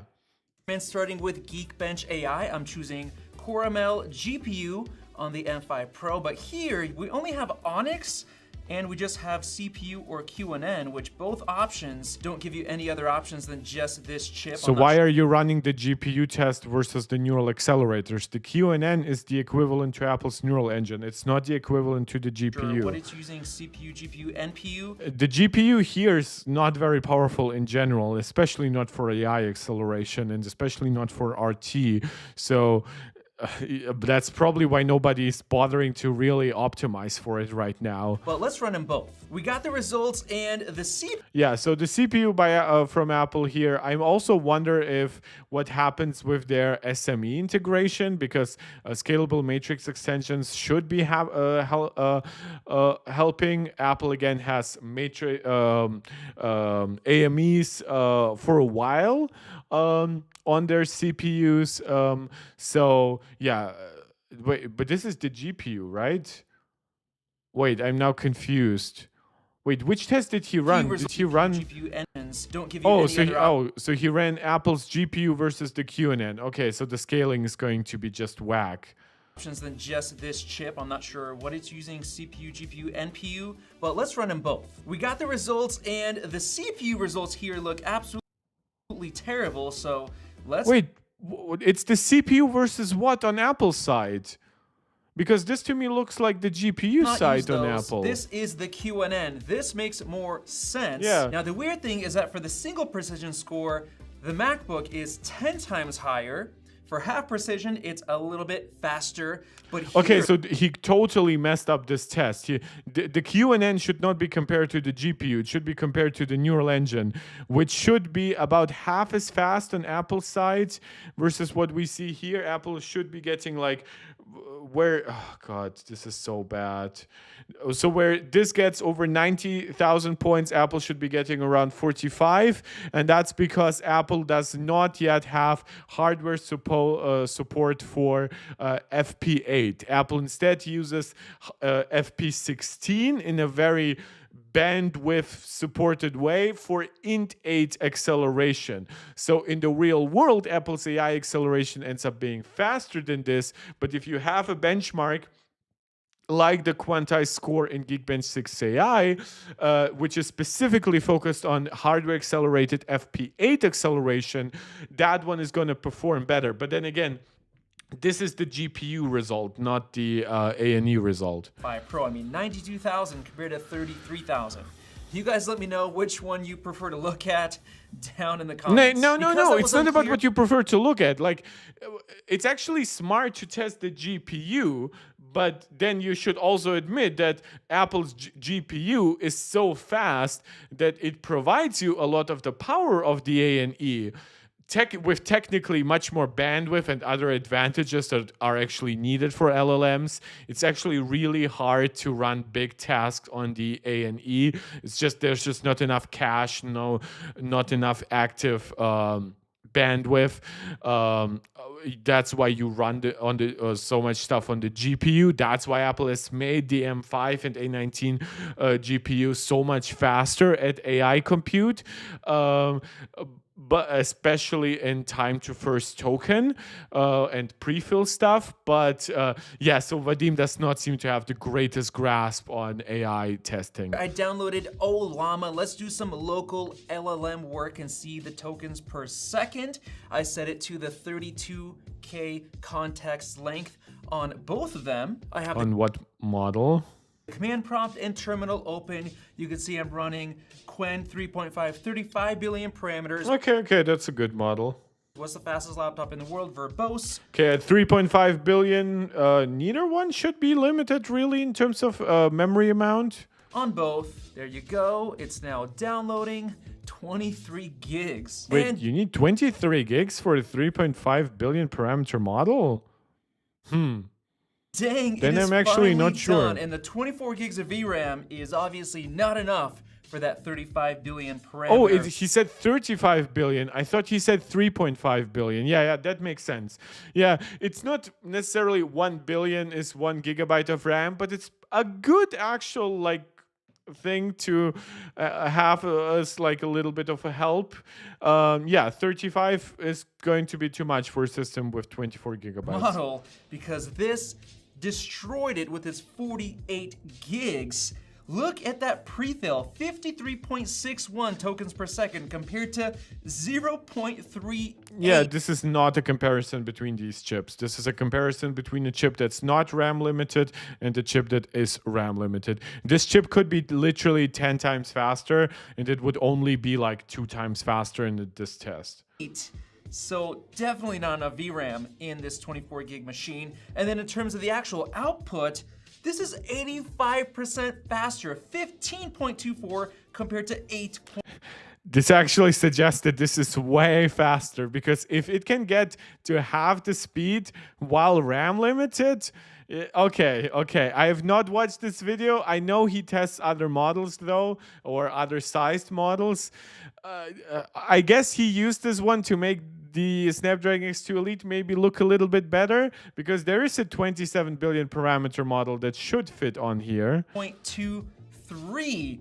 Dang, the value you're getting with those 48 gigs of VRAM, that's crazy. Now let's run it just with the standard Qwen 3.5 on both. Okay, so okay, 3.5 now. Performance without starving this machine for VRAM. And there you go, this is what the basic Qwen 3.5 model will now have 2.7 times faster prefill performance on the M5 Pro and 2.6 times faster output performance in terms. Yeah, so this is what happens when a benchmark is actually run correctly, and it's actually designed to compare two chips and not other externalities like their RAM amount, which again can be room to worry, right? Because obviously there's only so much money you can spend on a device. Well, maybe some people can spend unlimited amounts.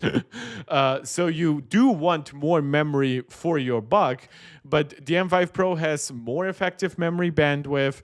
It has a way faster GPU, like 80% faster in many things. So even if the neural engine here itself is faster when it comes to raw FP8 acceleration, this is not going to help it in most tasks compete with the GPU here, nor will it use even its NPU most of the time. I think most tests like Olama should still be dependent on the GPU. In terms of tokens per second, that's assuming that you have enough VRAM for both of these with a small model. So if you upgrade the VRAM on this, or I should also say it can use a mix of the GPU and the neural engine. But that also requires really good driver support to not mess this up.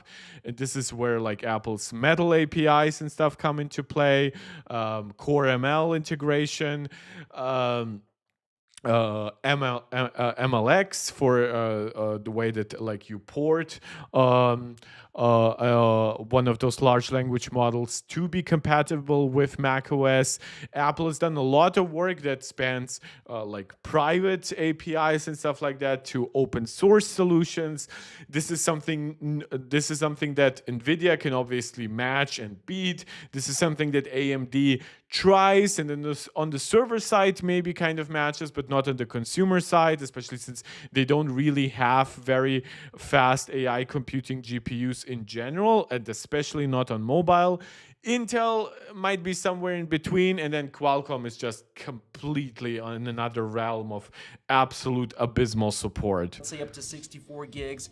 You should expect about 2.6, 2.7 times faster performance than this machine. But yet again, that means spending a lot more money, because this is only $2,000 for 48 gigs of VRAM. That's impressive. And now let's get into graphics performance, starting with Geekbench 6. I have the 16-core binned GPU on this M5 Pro. I'm gonna run the metal test, and we have the X290 top-of-the-line GPU for the X2 Elite Extreme. We got the scores, and it looks like the M5 Pro is 2.9 times faster. Of course, this is yeah, so this is OpenCL. While OpenCL could be a decent test for something like NVIDIA, though of course you would prefer something like CUDA. On the X2 Elite Extreme, it's just not going to be very relevant. The M5 Pro is a faster GPU, but it's not 3 times faster. I'll absolutely admit to that. OpenCL, which people say doesn't fully show the performance. By the way, I also ran this on the charger earlier, and surprisingly, we're getting faster performance on battery, so that is a very... This is not faster, this is margin of error, but okay. Good sign. So for a real gaming performance benchmark for the GPU, we have 3D Mark's Steel Nomad Lite. We got our scores, and the M5 Pro got 64.5 FPS compared to 40.3. That's 60% faster gaming or... Yeah, this is still Nomad Lite. This is a lot of the 3D Mark tests are very bandwidth limited, so this actually makes some sense because it has more GPU cores and it has more memory bandwidth, about like a third more memory bandwidth. So yeah, this makes sense because that being said, in most games I would probably expect, like if we use 40 as a baseline here, for this to be more like 70, but overall this is still a full advantage for the M5 Pro. Again, as I said in the beginning, I would absolutely love to see the power consumption metrics behind this. Unfortunately, the Hardware Connects video is not gonna help us a lot with that, so we'll have to see. And Notebookcheck does some stuff. I'll probably do a lot more research, and when I come back on Tuesday, I'll just give you a much more in-depth review. So I think one video for today will probably be enough, given that we still have 12 minutes to watch. Graphics, performance, And the nice thing here is, keep in mind, you can upgrade to the 20-core GPU in the Oh, M5 Pro. no, this actually makes sense because this is the 16 core. This is the Bint M5 Pro. Oh, yeah, now I actually remember because, yes, I did watch the video. I just didn't watch it fully because, for example, I skipped the AI test. That's why I was a little surprised with the results here. But I did actually react to the GPU portion. I even posted some stuff on Twitter. It's now about 1.5 weeks away, so I guess my brain cannot store information for that long. Ooh, that's becoming problematic. But yeah, this is the Bint one. No wonder I said the results should be like a bit faster. So yeah, on the 20-core GPU, if there are no like power consumption issues, you should be getting more power. And of course, there's also the M5 Max if you really want to spend money. But for $2,000, it's still pretty dang good. And now let's also run the Solar Bay Extreme test, which factors in ray tracing. Okay, yeah, now I remember, and this is going to be a large gap. Performance. Yeah. And dang, that's a huge difference. 3.2 times. Yeah, so this is what happens because the A19 Pro beats the Snapdragon 8 Elite Gen 5 by roughly 2x in something like Solar Bay Extreme. This is despite the A19 Pro basically universally having lower peak power consumption on its GPU. So this is against devices like the Red Magic 11 Pro with a fan inside and stuff like that. Obviously against devices like the Galaxy S26 Ultra with a pretty large vapor chamber, things like that.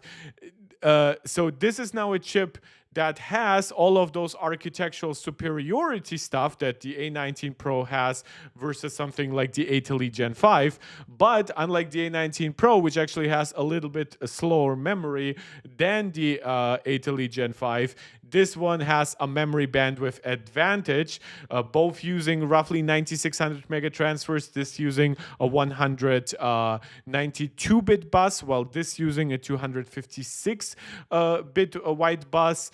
And this one has more GPU cores. There's some questions about ALU counts. It's hard to compare those. You shouldn't like... Effectively, for its architecture, this has more cores. So this is just a better chip, and I would love to see the power consumption for a test like this. And this, of course, will be reflected in tests like Blender, unless you're stupid and test Blender with the CPU, which you really shouldn't. Higher FPS in this test. I wonder if this chip still doesn't really support ray tracing for so you can rendering. Organize and No, it absolutely supports ray tracing. Let's actually test via cycles rendering. Okay, so they cut in some wrong audio. I definitely don't remember that, so I definitely didn't watch the full video. Compute is grayed out, and in the settings, there is no ray tracing, cycles rendering. Yeah, this has nothing to do with ray tracing. It just has to do that the actual hardware acceleration from the GPU is not fully supported. Yeah. Or anything. So I feel like this is just going to resort to CPU since there's no way to export with the GPU. All right, let's go ahead and render. All right, it finished. It took 2 minutes, 37 seconds on the X2 Elite Extreme. That's because it can't do GPU rendering. It has to do CPU rendering only, compared to 37 seconds on the 16-core M5 Pro. That's over 4. I would actually love to know how because this gap kind of is what I would almost expect from the GPU too, except for, of course, if maybe this GPU just runs at higher power consumption than even the 20-core M5 Pro. But yeah, this is also, again, the Bint M5 Pro. Times faster thanks to being able to render with the GPU with ray tracing. And now, as usual, we have our... But man, they really tried their hardest to make the X2 Elite look good. That stupid stuff they showed with the AI benchmarks, which again, Geekbench AI is a good test, but they didn't properly explain nor understand the results themselves. And now, well, at least they are rightfully showing that Blender isn't fully supporting this chip, but there are some other ways to test ray tracing. Swamp project. This is there very are some complex, games that support ray tracing on both platforms and things like that. Larger than Party Tug, so let's render. All right, guys, the M5 Pro finished in 7 minutes and 39 seconds for this complex render. But we are now at 10 minutes on this machine with CPU rendering, and it says 44 minutes remaining. So that is what? 54 minutes for the Oh, these, as somebody who occasionally uses Blender, these predictions are basically never entirely correct. So usually they're a little bit optimistic from my experience. So I have an M1 Max MacBook Pro, so whenever I play around with some renders, it takes quite a while because I don't have hardware accelerated ray tracing on my device. But yeah, this is hilarious. 1 render hour. because it doesn't have GPU rendering. It has to do CPU rendering only, which just takes forever. I mean, compare that to 7 minutes. And again, 39 this is a chip with what's essentially super cores for Apple, or as Qualcomm calls them, prime cores, and 12 performance cores. So, yikes. seconds. So I'm just gonna shut this off. And that's a yikes not for the CPU here, but for generally using CPUs for Blender. It's going to literally drain the battery, and I don't want to do that for the sake of this battery life test. And now let's get into photo editing with Lightroom. By the way, this is an ARM-based chip, so it does not run Lightroom Classic. So I have both Lightroom new versions. You guys can see I have the export settings set to use the GPU for everything. So full graphics acceleration on the M5 Pro, and same thing on the X2 Elite Extreme. Use GPU for export, high performance graphics. I'm not sure if DirectX is the most performant API to be accessing the GPU, but okay. Like, I doubt that Lightroom will have much more than that. Restart Lightroom. I have 50, 42 megapixel raw photos right here. I'm going to export them. I'm matching the settings on both, so JPEG small, 60% quality, screen standard sharpening. That's what we usually do on Lightroom Classic. And with that said, let's export. Holy smokes, that was fast on the M5 Pro. What in the world? And bam, it took 7 seconds on the M5 Pro and 16 seconds on the X2 Elite Extreme. So over twice as fast. Yeah, so this scales a little bit with the export time speed that you would expect from having an over 2 times faster SSD. That being said, yeah, the raw power is still more on the M5 Pro, plus better support. This is just a very small project. I would expect that gap to widen. Test. Now let's... And I actually think I now remember seeing that the gap will widen, so... turn this into the 500 export test like we usually do. By the way, this does take noticeably longer just to duplicate these photos. I mean, it was almost instant on the M5 Pro, and here I'm waiting a few seconds. All right, now we're exporting 500. You guys can see they're both using Plasma Void 67, greetings, Mark. Nice to see you streaming. I find you during the M5 Pro release as well. Thank you, Plasma Void. I haven't seen you chatting yet. Thank you so much for joining the live chat. Again, as I've said now multiple times after starting the stream, I don't actually expect much viewership in the next week or two because I've been on a month-long hiatus and my live viewership absolutely gets destroyed whenever I even disappear for a full week or two. This is probably one of the longest hiatuses I've ever had on this channel. So I'm really happy that somebody who discovered me about a little bit over a month ago then with the M5 Pro is still watching this content. As I also promised, I'll try to do more stuff on a more regular basis. A big shout out to anybody who stayed subscribed, who stayed as a YouTube channel member.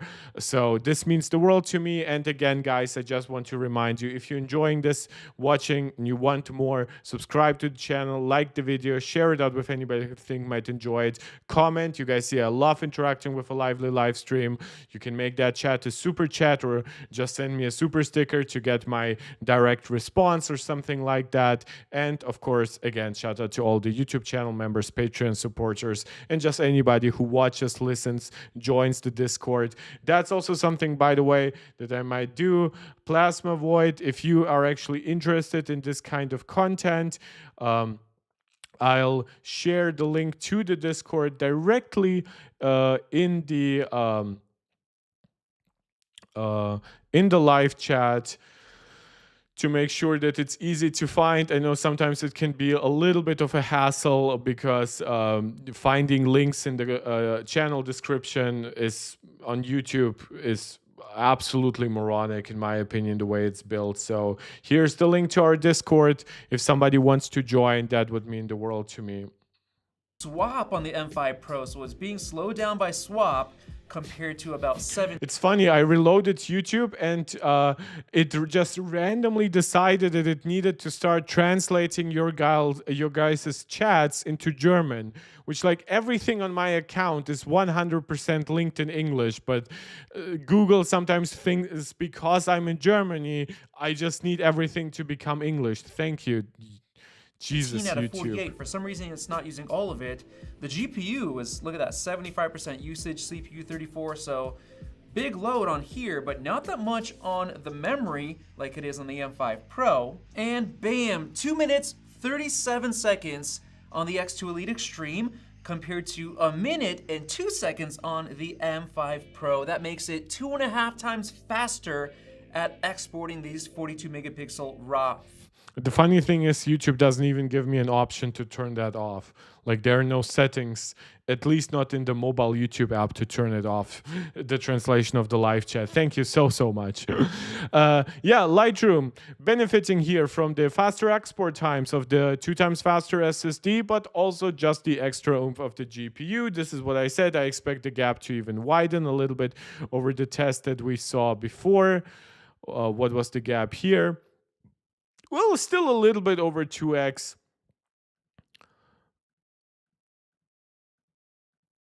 Now basically exactly 2.5x. So yeah, that makes sense. I think I could see it being as high as 3x in some really large tests, but that would also probably have to be on devices that are memory comparable. So obviously this one, while it might have much slower storage, it actually has twice the RAM amount. So it's actually it would actually be really embarrassing if it fell behind even more than it does already here.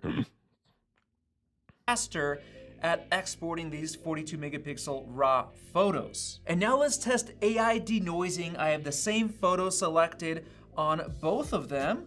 1, 2, 3, go. All right, it took 1 minute and 4 seconds on the X2 Elite Extreme compared to 26 seconds. It's very So similar once again, scaling. I'm not even sure how much the AI accelerators in Apple's GPU matter here. This is very much in line with just some of the GPU advantage that you will see in many even raster-based tests. And obviously we've seen stuff like ray tracing being far above that as a differentiator. And then again, if you choose the 20-core one, you would probably get down to around 20 seconds and just absolutely demolish that in every single way. over 2 times. It should go down to 20 seconds. I apologize if I said 30 seconds. It's faster for denoising. So it looks like photo editing performance is a lot faster on the binned 15-core M5 Pro. All right, it looks like the battery life is getting pretty low on this machine. It's been 2 Sun's getting pretty low, big guy, right? Yeah, and I literally mean it, big guy. This device it has a nice 3K OLED screen. I believe it's 2.8K to be exact, 2.88K, 2880 by 1800 or something like that. This is a 16-inch screen with a 70 watt-hour battery. It's an OLED screen, so OLED screens tend to get very efficient if you're using them with a dark background and stuff like that. And pixels can actually be turned off. This is not happening in the test here, so in this case, OLED will actually compete quite nicely with mini LED rather than beating it, which it usually should do pretty much universally. And then when Apple uses tandem OLED next generation, there will be absolutely no comparison. And again, I'm talking about real tandem OLED, which is on like 2 or 3 other devices other than the iPad Pro. Some devices call themselves tandem OLED, but they max out at 400, 500 nits of brightness. I have no idea how you constructed 2025, 2026 tandem OLED display and don't even give it like 600, 700 nits of SDR brightness. It's absolutely insane and leads me to believe that this is just a fundamentally different, cheaper technology.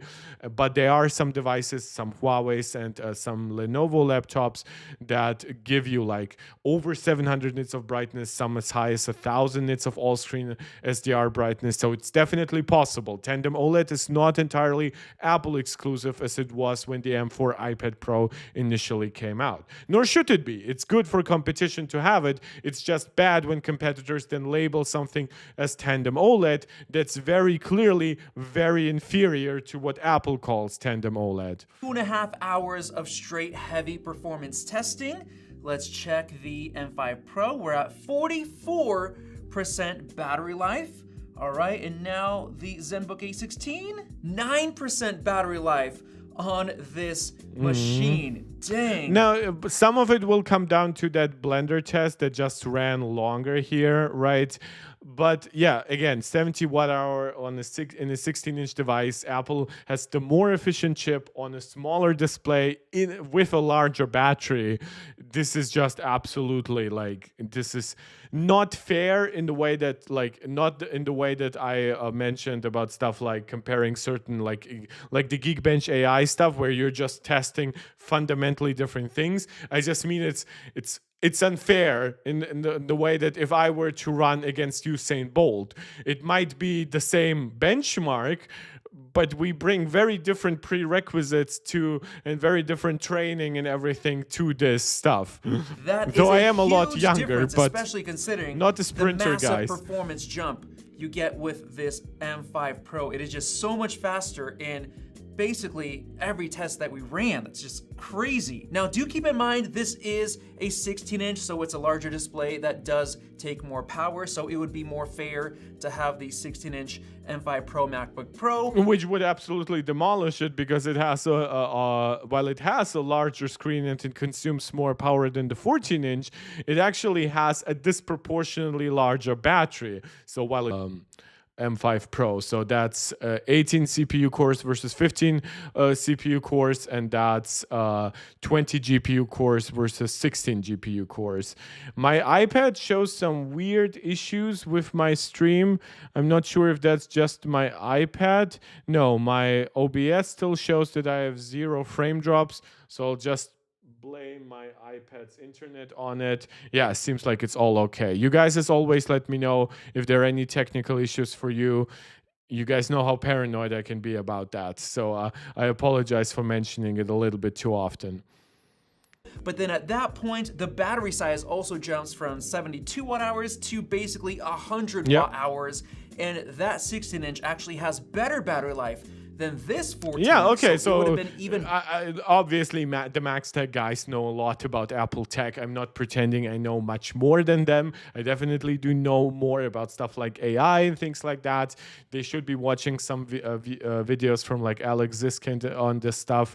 But yeah, obviously they know about like battery performance relative between 14 and 16-inch devices. Better. So now let's plug them back into the chargers. And now let's get into video editing with DaVinci Resolve 20 Studio. There was recently a big DaVinci Resolve 21 upgrade. I would like to know if it improves anything on the X2 Elite devices. A 5-minute HEVC 4K 8-bit project right here. I'm using the same settings, exporting to H.265. So let's go ahead and render. So this should be then bound by the media encoders. Pro is flying 115 frames per second rendering compared to, looks like 66.5. Okay, yeah, that makes sense. In terms of scaling, Apple's media accelerators tend to be like 50% to 2 times faster. Yeah, that makes sense. On the X2 Elite Extreme. All right, they're done. It took 1:49 seconds on the X2 Elite Extreme, 1:03 on the M5 Pro. So that is quite a bit faster for the most common footage that people edit and shoot. And then this is the kind of test, it's not going to be memory limited on either one. It's not going to benefit too much from the faster SSD because the export time is going to be a really small part of the process. This is not such a huge file, so yeah, makes sense. 1 minute, 8K red. So once again, I'm asking, why is the title of this video, Hey Apple ... Wake Up! Thus far, Apple has outperformed it in literally every real-world test while delivering better battery life on a smaller device. So while yes, in terms of battery, I already explained that discrepancy, but don't forget this device would also potentially have a cooling advantage because it's obviously in a much larger chassis. The only test where this one has delivered better numbers is in Geekbench AI, but that was testing different things. So yikes. Project. This is going to be a more serious export test. Once again, I'm going to H.265, except I'm doing 8K resolution, so 8K to 8K, and let's render. All right, wait a minute. It says render job 1 failed, cannot find appropriate codec. I don't know, I guess it's not even supported. Keep in mind, this is the... Well, I guess at that point it should be using the GPU and CPU. Like, I guess they don't have 8K acceleration for their encoders. ARM version of DaVinci Resolve. I installed it, but for some reason, red is not working. Oh, they're using a red to H.265. Okay, yeah, so then I guess... Well, no. Creating the H.265 file in the end would be an encoder-based task. They just wouldn't use a decoder for the initial file.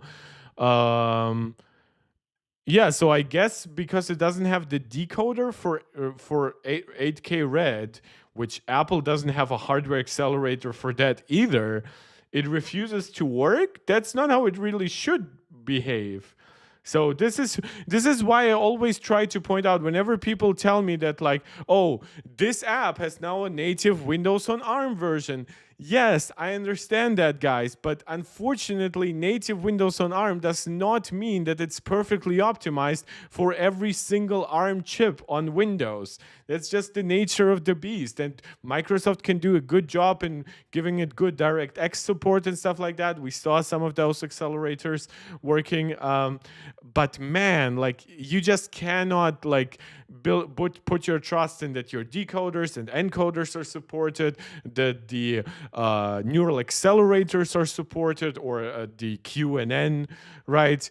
It's just ray tracing support on this chip is already abysmal next to Apple, Intel, and NVIDIA, but then you also might not even have good GPU acceleration in tasks in general, like we saw in Blender. Resulting in tasks to either fail or fall back on the CPU. It's really not great. Working? Well, it took 1:05 seconds on the M5 The reason why the Apple Silicon transition worked is because it was a full transition. Apple didn't leave any kind of back rooms open, back doors open for themselves to go back to Intel. Apple said, look, we have all this trust in our chips. We're going to be moving on to them. Like it or not, most people did like it.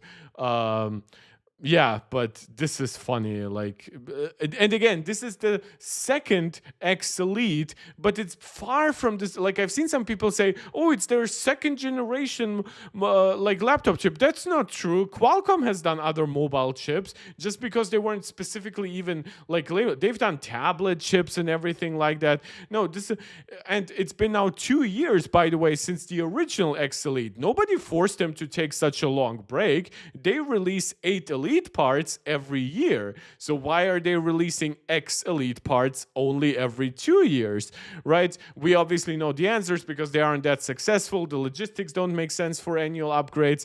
But this is the difference between why Apple could push the Apple Silicon transition so hard, because they had all of those logistics even with the M1 somewhat. Even though from the M1 it took them a little bit longer than usual to get to the M2, but that was literally their first desktop class chip in that device. And then in the meantime, they had to make even more desktop class chips like M1 Pro and M1 Max. But Qualcomm has no excuse. For one, Apple Silicon has already shown how to do that, so at least they don't have to reinvent the wheel. They have very functional smartphone chips that already scale quite high in terms of power consumption and everything. So having more cores and everything is not necessarily the biggest change ever for them. I'm just a little confused why they, with Microsoft together, cannot like get something like DaVinci Resolve and Blender fixed. So it failed at least to for run launch. I understand some of it is probably gonna fixed over time, but then my question is, when the X3 Elite comes out in 2 years, will that actually benefit from all that support, or will have enough stuff changed in the meantime that drivers and everything have to be reworked so much again that we'll have to restart that process of waiting for updates, waiting for more native support and things like that? this machine. All right, since that didn't work, I've switched over to a 6K Blackmagic RAW project. This is also 1 minute. Let's test the playback speed. You guys can see it's a little bit glitchy here.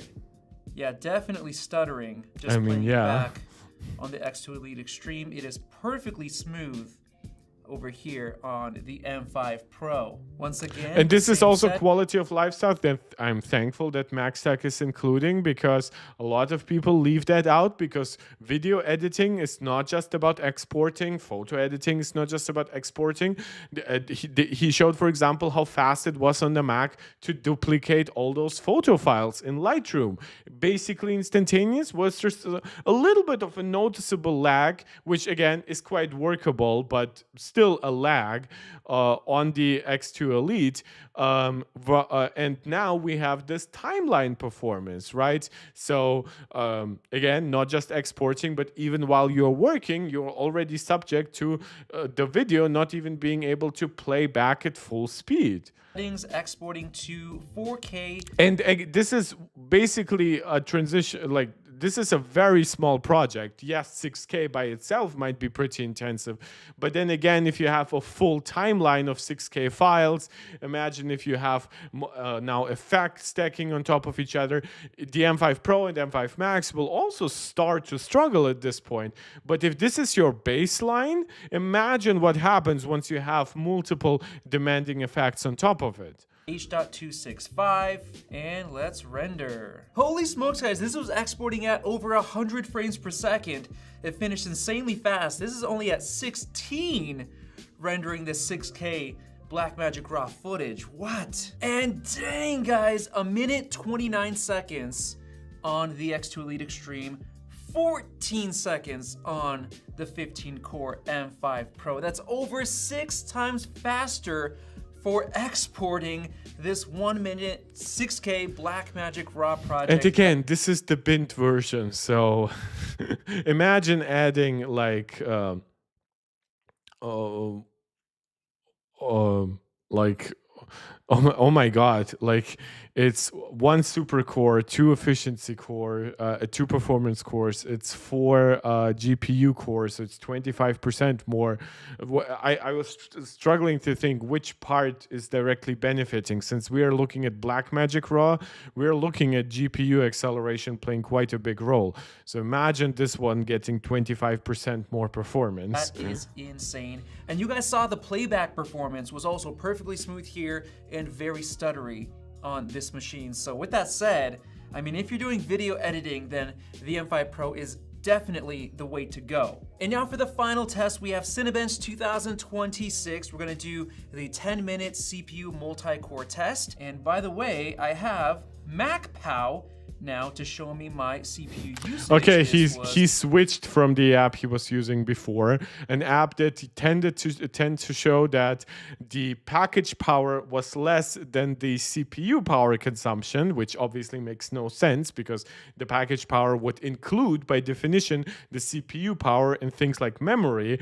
Yeah, so definitely great that he switches it up here. Though 99 watts is quite high. Found by a developer. I'll add the screenshot. You guys can see. Oh, okay. This is with power adapter, 84 watts battery. Okay. Okay, so the SoC itself is at 70 watts. That makes a lot more sense. The SoC, 70 watts right there, 100 degrees Celsius now. As for the X2 Elite Extreme, again, all those people who have complained about 100 degrees on M1s, M2s, did your device fry itself? Did your device, like, I guess I understand it thermal throttles, right? But did your device actually like fry itself? Did it melt? right? I know a lot of people have this like stupid adherence to the 100 degrees limit. Your MacBook is not made out of water. It's not gonna boil away for you. I have hardware monitor open, but it's a little bit hard to see. You can also see here on these Orion Gen 2 Snapdragon X2 Elite cores. Okay, so what's the total power consumption? We were at, let's see, some of these cores are at like, what, 5 gigahertz right here? Wait, what is cluster 0? Is that just like the package? Because I assume these are the prime cores. And these are the performance cores. So, I mean, it showed like 70 watts for the M5 Pro. This would be like 64 watts. Max, peak, not all of them. Now we're going down to like 2.83 gigahertz, so we're experiencing throttling here. I'm not sure if that's throttling or a utilization issue, but okay, yeah, I'm not sure. Well, tons of throttling here on this machine. I mean, look at that. That's not... The problem is the throttling is also intended behavior. It's not designed to run really at those absolute max clock speeds on all cores simultaneously. That's not what the device is built for. I wish Apple would, like Apple does have high power mode, and thankfully it does push the envelope a little bit, but I wish that on desktop, I kind of wish they made Mac Studio much more expensive, but actually by default just also ramped up its clock speeds and gave it enough cooling to say, look, and that would be like an optional, like ultra high power mode, right? But saying, look, if you want to go beyond the efficiency, if you want to get your money's worth and stuff like that, here's at least if you get like the unbent max chip or whatever, and especially if you get the ultra, here's as far as the clocks go, at least without breaking like the interconnect. That's also a little bit of a problem now that Apple is going with chiplets on the Macs and Pros. There probably are going to be some limitations to what that interconnect can handle. But yeah, it would be cool if Apple allowed basically overclocking, or at least kind of getting the maximum possible clock speeds indefinitely. My thermal camera right here. Let's look at the temps. Look at that, guys. 43 degrees Celsius on the M5 Pro. Moving over. Dang, 46 degrees Celsius. Yeah, this device is actually pretty cheap. Like, there's a reason why it costs $2,000 with 48 gigabytes right now with a pretty high-end chip. It's not because it's overall the most premium built, best cool device.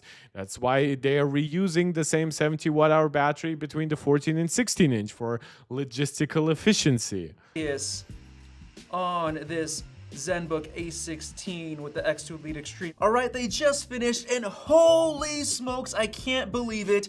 The X2 Elite Extreme actually outperformed. This is the most reaching I have ever seen. Yeah, now I remember actually posting all this stuff. Yeah. Oh my God, it beat it. Jesus, that's so stupid. Wait, what was the actual power consumption by the end? And you see how ridiculously hot it got. On a 16-inch device, mind you. Did the power metrics go up? Because he shows how hot it gets over time. Clearly, it wasn't that hot throughout the entire test. So how much power was it using by that point? And you see... okay, no, that's the power supply that the USB can deliver 109 degrees.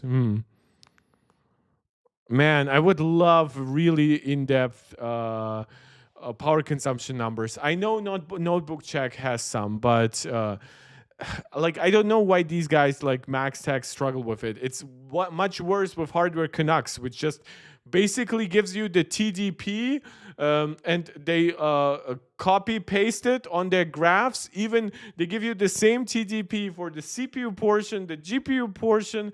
They don't even give you different metrics when they test between balanced and power mode and everything. It's just weird. 46 degrees Celsius on this ZenBook A16 with the X2 Elite Extreme. All right, they just finished, and holy smokes, I can't believe it. 18-core that is in the Geekbench. Oh yeah, and of course insane. the unbinned version will not give you more single core I performance. did not expect that. That is in. Oh yeah. But it will give you more multi-core performance. Wait, why don't we get the single core result in Cinebench? 1,100 points. That is insane. I did not expect this now actually be with all of. Wait, Suite why did he Pro not for test? performance. Okay, so right now he'll do a summary. I basically summarized everything according to myself, which is probably what matters for this channel. Again, massive respect to what those guys do, but I still try to mostly stay independent in my own findings.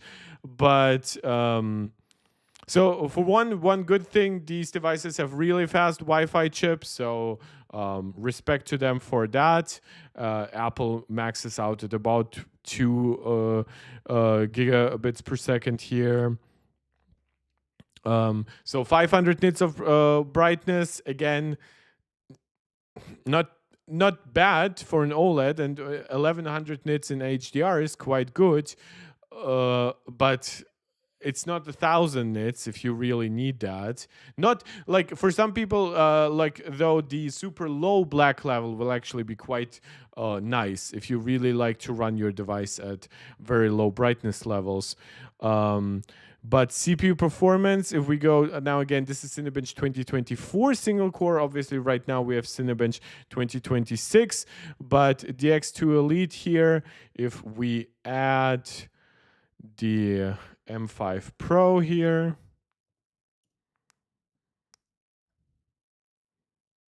let's even add the 15-inch version, the 15-core version, right? So if we go single core Cinebench, right, 32% faster.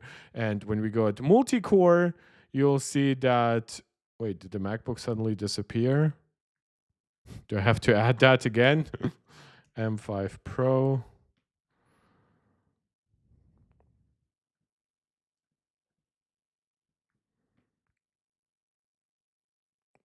Multi-core. Oh, is it simply not tested? Can I not add that? Because it's there. Wait. Oh, that's the MacBook Air M5. That's funny. It's okay, I guess I cannot add the M5 Pro. Or am I clicking something wrong, or can I only get it as like a summary thing? It's like their website is so weird. Or maybe if I try another MacBook here. Multi-core. Okay, at least now that one shows up. But yeah, obviously now with this is the 18 core version, so this should be faster. But yeah, they were testing a Cinebench 2026, right? With different numbers here. Yeah, okay. So this isn't comparable, but the gist should be roughly the same. Cinebench 2026 is not profoundly better optimized for Windows on ARM chips like the X2 Elite Extreme than 2024 was. At least not relative to Apple Silicon. Maybe relative to some x86 chip, it might give it an advantage, but not to Apple Silicon. And yeah, over 200 points here, we're getting 33% more performance in single core results. This is also why the Geekbench results feels kind of like they try to max out Geekbench as much as they could with stuff like multiple SME accelerators, which isn't like, it's not prohibited, right? But it feels a little bit iffy, just to say the least. Now, obviously, I think there is the one higher end model that gives you 4,000 points, which is what they initially promised. But obviously, Apple can give you 4,300 points, even on something like the MacBook Air M5. So very clearly, the power consumption metric here should also be quite different. I also think they should have an efficiency rating somewhere. ASUS system performance. This is memory copy, so this is not storage speed. Okay, so apparently no performance per watt numbers for the CPU. I know they sometimes do it for like the GPU in certain games, but seems like their XLE tests are not as in depth. Show me Cyberpunk numbers versus the Mac here. So this is the MacBook Air M5. This one is heavily throttled. This is why I really think Apple should extend vapor chambers to the MacBook Air and the iPad Pro at the very least. And obviously an active cooling system on the MacBook Pro versus this with vapor chambers would be even nicer than just an active cooling system with heat pipes. But yeah, if we now look at the M5 Pro, this is the fully enabled one. You see the performance difference is not that high, but the test here, as far as I see, it's also like it's 1080p high details. There's no ray tracing involved, unfortunately. FSR off. It also doesn't use like Metal FX upscaling, which it really should, because that's how you get the best quality. And yeah, they apparently don't have the Mac in all quality comparisons. But hey, at least it's data. It's not always the greatest data, but I'm really grateful to anyone who provides data. Guys, we've been streaming now for over 2 hours and 10 minutes. I should be taking a break now. I don't want to exhaust myself before work tomorrow. But I'm really, really glad that I am back. I'm grateful to anyone who tuned in live or who will later watch this video as a VOD. Please, as always, since there's seemingly nothing else that has launched, has released thus far, no other leaks or rumors, I'll give you some big mark action while also telling you to please subscribe to the channel, like the video, share it out with anybody else who you think might enjoy it. Comment. Don't just comment whenever you're live, but also comment afterwards. Just send me a hi, a small thumbs up. All of that helps with the algorithm. Whenever you catch me live, you can turn your live chat message into a super chat or a super sticker to support me directly, or you can become a channel member right here on YouTube. Shout out to our Marktech Pro Max supporters, Steve, Angelica, Max, Maximus, and Jonathan. And thank you to anyone who just watches, who engages with me on Twitter. You can find the link to our Discord in the description of this channel, but I've also posted it live in this video. Occasionally I also post it just in the regular comment section for you guys to engage with. And I'll also try to give you timely timestamps. That way, whenever you find the video afterwards, you can actually skip pretty quickly to the topic you're most interested in, or maybe you just know already about some of the other topics, so you can quickly skip to what other topic you have not known about. Plasma Void giving me the salute. I'm giving it to you back. Thank you to anyone. I hope to see you guys soon. Probably on Tuesday, depending on how my day plays out tomorrow, maybe tomorrow, but I'm not sure what exactly I would be talking about. Again, I do still have some videos to react to, but then again, these videos are not as recent. So, but who knows what other videos and what other content, what other reviews will come out in the meantime. And until then, as always, let me know what you would like to see me react to and just talk about. And I'll catch you then. This is Mark Tech, tuning out.